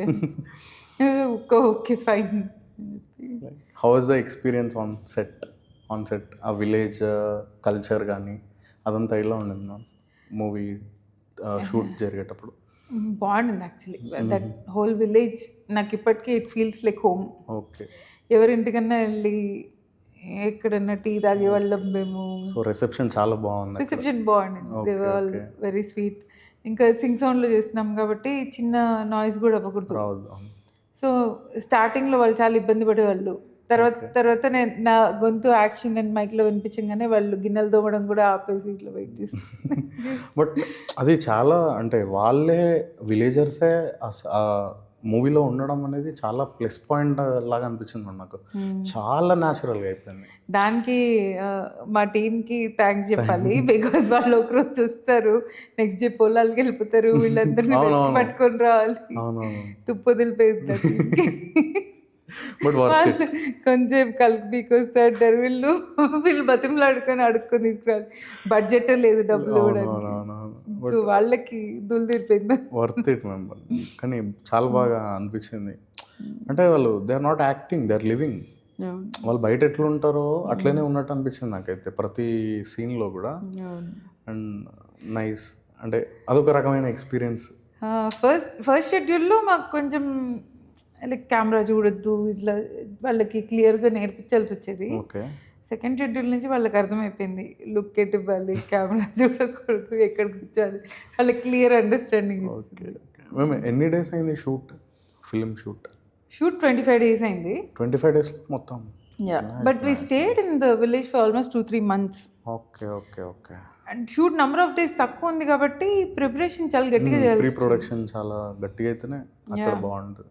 సో బ్లాకింగ్ అవన్నీ నేను ముందే చేసుకొని ఎవ్రీ లొకేషన్ ఏ బ్లాక్ ఎక్కడ పెడతాము. ఇప్పుడు ఈవెన్ షూట్ రోజు కూడా నేను మార్నింగ్ లిస్ట్ ఆఫ్ సీన్స్ నేను ఏం షూట్ చేస్తాను, ఏ ఆర్డర్లో షూట్ చేస్తాను, ఏ షార్ట్ ఫస్ట్ తీస్తాను, ఏ షార్ట్ తర్వాత తీస్తాను, అది మొత్తం నేను ముందే క్లియర్గా చెప్పేదాన్ని. And I use to stick to that. Lines కూడా నేను ఏమైనా చేంజెస్ ఉంటే ముందు రోజు నైట్ కూర్చొని మారుస్తాను. సో దట్ యాక్టర్స్ అప్పుడు సడన్గా అప్పుడు వాళ్ళు ప్రిపేర్ అవ్వాలి అంటే it'll take more time. So I use to do all the planning ahead అనమాట. సో యా ప్లాన్కి స్టిక్ అవుతే యాక్చువల్లీ టైం సేవ్ చేయొచ్చు చాలా. It's all about discipline and clarity. అంటే ఎన్ని డేస్ అనుకున్నారు? అన్ని డేస్ అసలు అయిపోయింది. అన్ని డేస్లోనే. నైస్. అదొక రకమైన సాటిస్ఫాక్షన్. అది చాలా పెద్ద సాటిస్ఫాక్షన్, ఎందుకంటే బెస్ట్ ఫ్రెండ్ నా ప్రొడ్యూసర్ కాబట్టి దాన్ని ముంచానంటే. అవునవును కరెక్ట్. ఎవ్రీ డే బడ్జెట్ పెరిగిపోద్ది, డేకి పెరిగిపోద్ది. Nice. Because Sindhu is my best friend, she'll be in soup. I'll end up losing a friend. So వాళ్ళు దగ్గర పెట్టుకొని. అండ్ నెక్స్ట్ మ్యామ్, ఇప్పుడు అప్కమింగ్ ఫిలిం ఆస్పైరింగ్ డైరెక్టర్స్ కానీ రైటర్స్ కానీ, so if you want to tell some screen play పరంగా వాళ్ళు skill up కావాలంటే what you will suggest them? Screen play పరంగా రైటింగ్ ఈజ్ ఎంత రాస్తే అంత ఓపెన్ అవుతాయి డోర్లు. ఓకే. ఫస్ట్ నేను ఎప్పుడు రైటింగ్ గురించి ఏ బుక్స్ ఏం చదవలేదు. సో నేను ఓన్లీ స్క్రిప్ట్స్ చదివాను. ఓకే. ఇంటర్నెట్ IMSDB అని ఒక వెబ్సైట్, అన్ని స్క్రిప్ట్స్ స్క్రిప్ట్ డేటాబేస్. సో దాంట్లోకి వెళ్ళి మనకు నచ్చిన సినిమా స్క్రిప్ట్ చదివితే, సినిమా చూసాక స్క్రిప్ట్ చదివేదాన్ని నేను. సో దట్ ఓకే ఇది ఇలా కన్వర్ట్ అయిందనమాట స్క్రీన్ మీదకి అని ఒక అండర్స్టాండింగ్ వచ్చేది. So I will suggest reading scripts. And ఇప్పుడు చాలా స్ట్రగుల్స్ ఫేస్ చేస్తారు మనం సినిమా ఇండస్ట్రీ అంటే. Like what you want to tell, like ఒక మెసేజ్ ఏమైనా ఇవ్వాలనుకుంటే వాళ్ళకి, వాళ్ళు మూవీస్లో స్ట్రగుల్ అవుతూ ఉంటారు కదా, ఆస్పైరింగ్ డైరెక్టర్స్ కానీ రైటర్స్ కానీ ఆర్టిస్ట్ కానీ. So what you want to tell from your experience? ఒక మెసేజ్ ఇవ్వాలి అనుకుంటే what you want to tell? Opportunity కోసం స్ట్రగుల్ అవుతున్న వాళ్ళ. అవును, అంటే ఒక జర్నీ కొంచెం స్ట్రగ్లింగ్ ఉంటుంది కదా, ఛాలెంజింగ్ ఉంటుంది, టేక్స్ టైం, సొసైటీలో ప్రెషర్ ఉంటుంది, ఫ్యామిలీ నుండి ప్రెషర్ ఉంటుంది, which you have faced in your life also. So if you want to give some message to them, how to overcome that pressure and all, how to be in tune with your goal అనేది మీరు చెప్పాలనుకుంటే what do you want to tell ఒక message లాగా? I'd say be patient. Patience చాలా important. Years పట్టేస్తుంది ఒక opportunity రావడానికి, but one right opportunity మనకి అది చాలు. ఒక్క రైట్ ఆపర్చునిటీ చాలు, కానీ అది రావడానికి ఎంత టైం పడుతుందో ఎవరికి తెలియదు. Like gambling. అవును, కానీ పేషెన్స్ ఉండాలి. Patience is very important. Patience and cool head ఉంటే కానీ అవ్వదు. And another thing what I would advise people is have a simple life, minimalistic life. ఇప్పుడు అన్నీ ఇట్లా హైఫై లైఫ్ స్టైల్ అలవాటు చేసుకున్నామంటే we won't be ready for the struggle. Exactly. అంటే మన మైండ్ సెట్ అక్కడే ఉండిపోద్దేమో. మనం తర్వాత ఏమైనా ప్రాబ్లం వచ్చినా మనం ఆ హైఫై లైఫ్ స్టైల్కి అలవాటు పడిపోయి తర్వాత ఇది తట్టుకోలేమేమో అనిపిస్తుంది. ఇంకా చాలా బాధ అనిపిస్తుంది, ఈజీగా గివప్ చేయాలనిపిస్తుంది.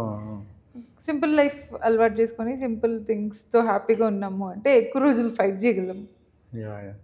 And what's your perspective on life? అంటే మీ లైఫ్ని ఎలా చూస్తారు? నేనా? మీరు ఎట్లా చూస్తారు? నేను జస్ట్ చూస్తా అంతే. చాలాసార్లు కంట్రోల్ చేయడానికి ట్రై చేయను. I try to work hard, okay, but most of times I feel like a witness. Just observing.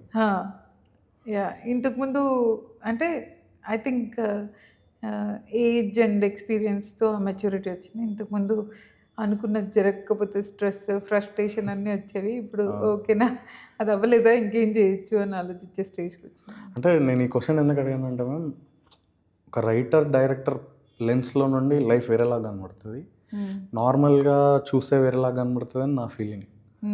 So మనం లైక్ ద స్పెసిఫిక్స్ అంటే we'll seen a different perspective అనిపిస్తుంది లైఫ్ని.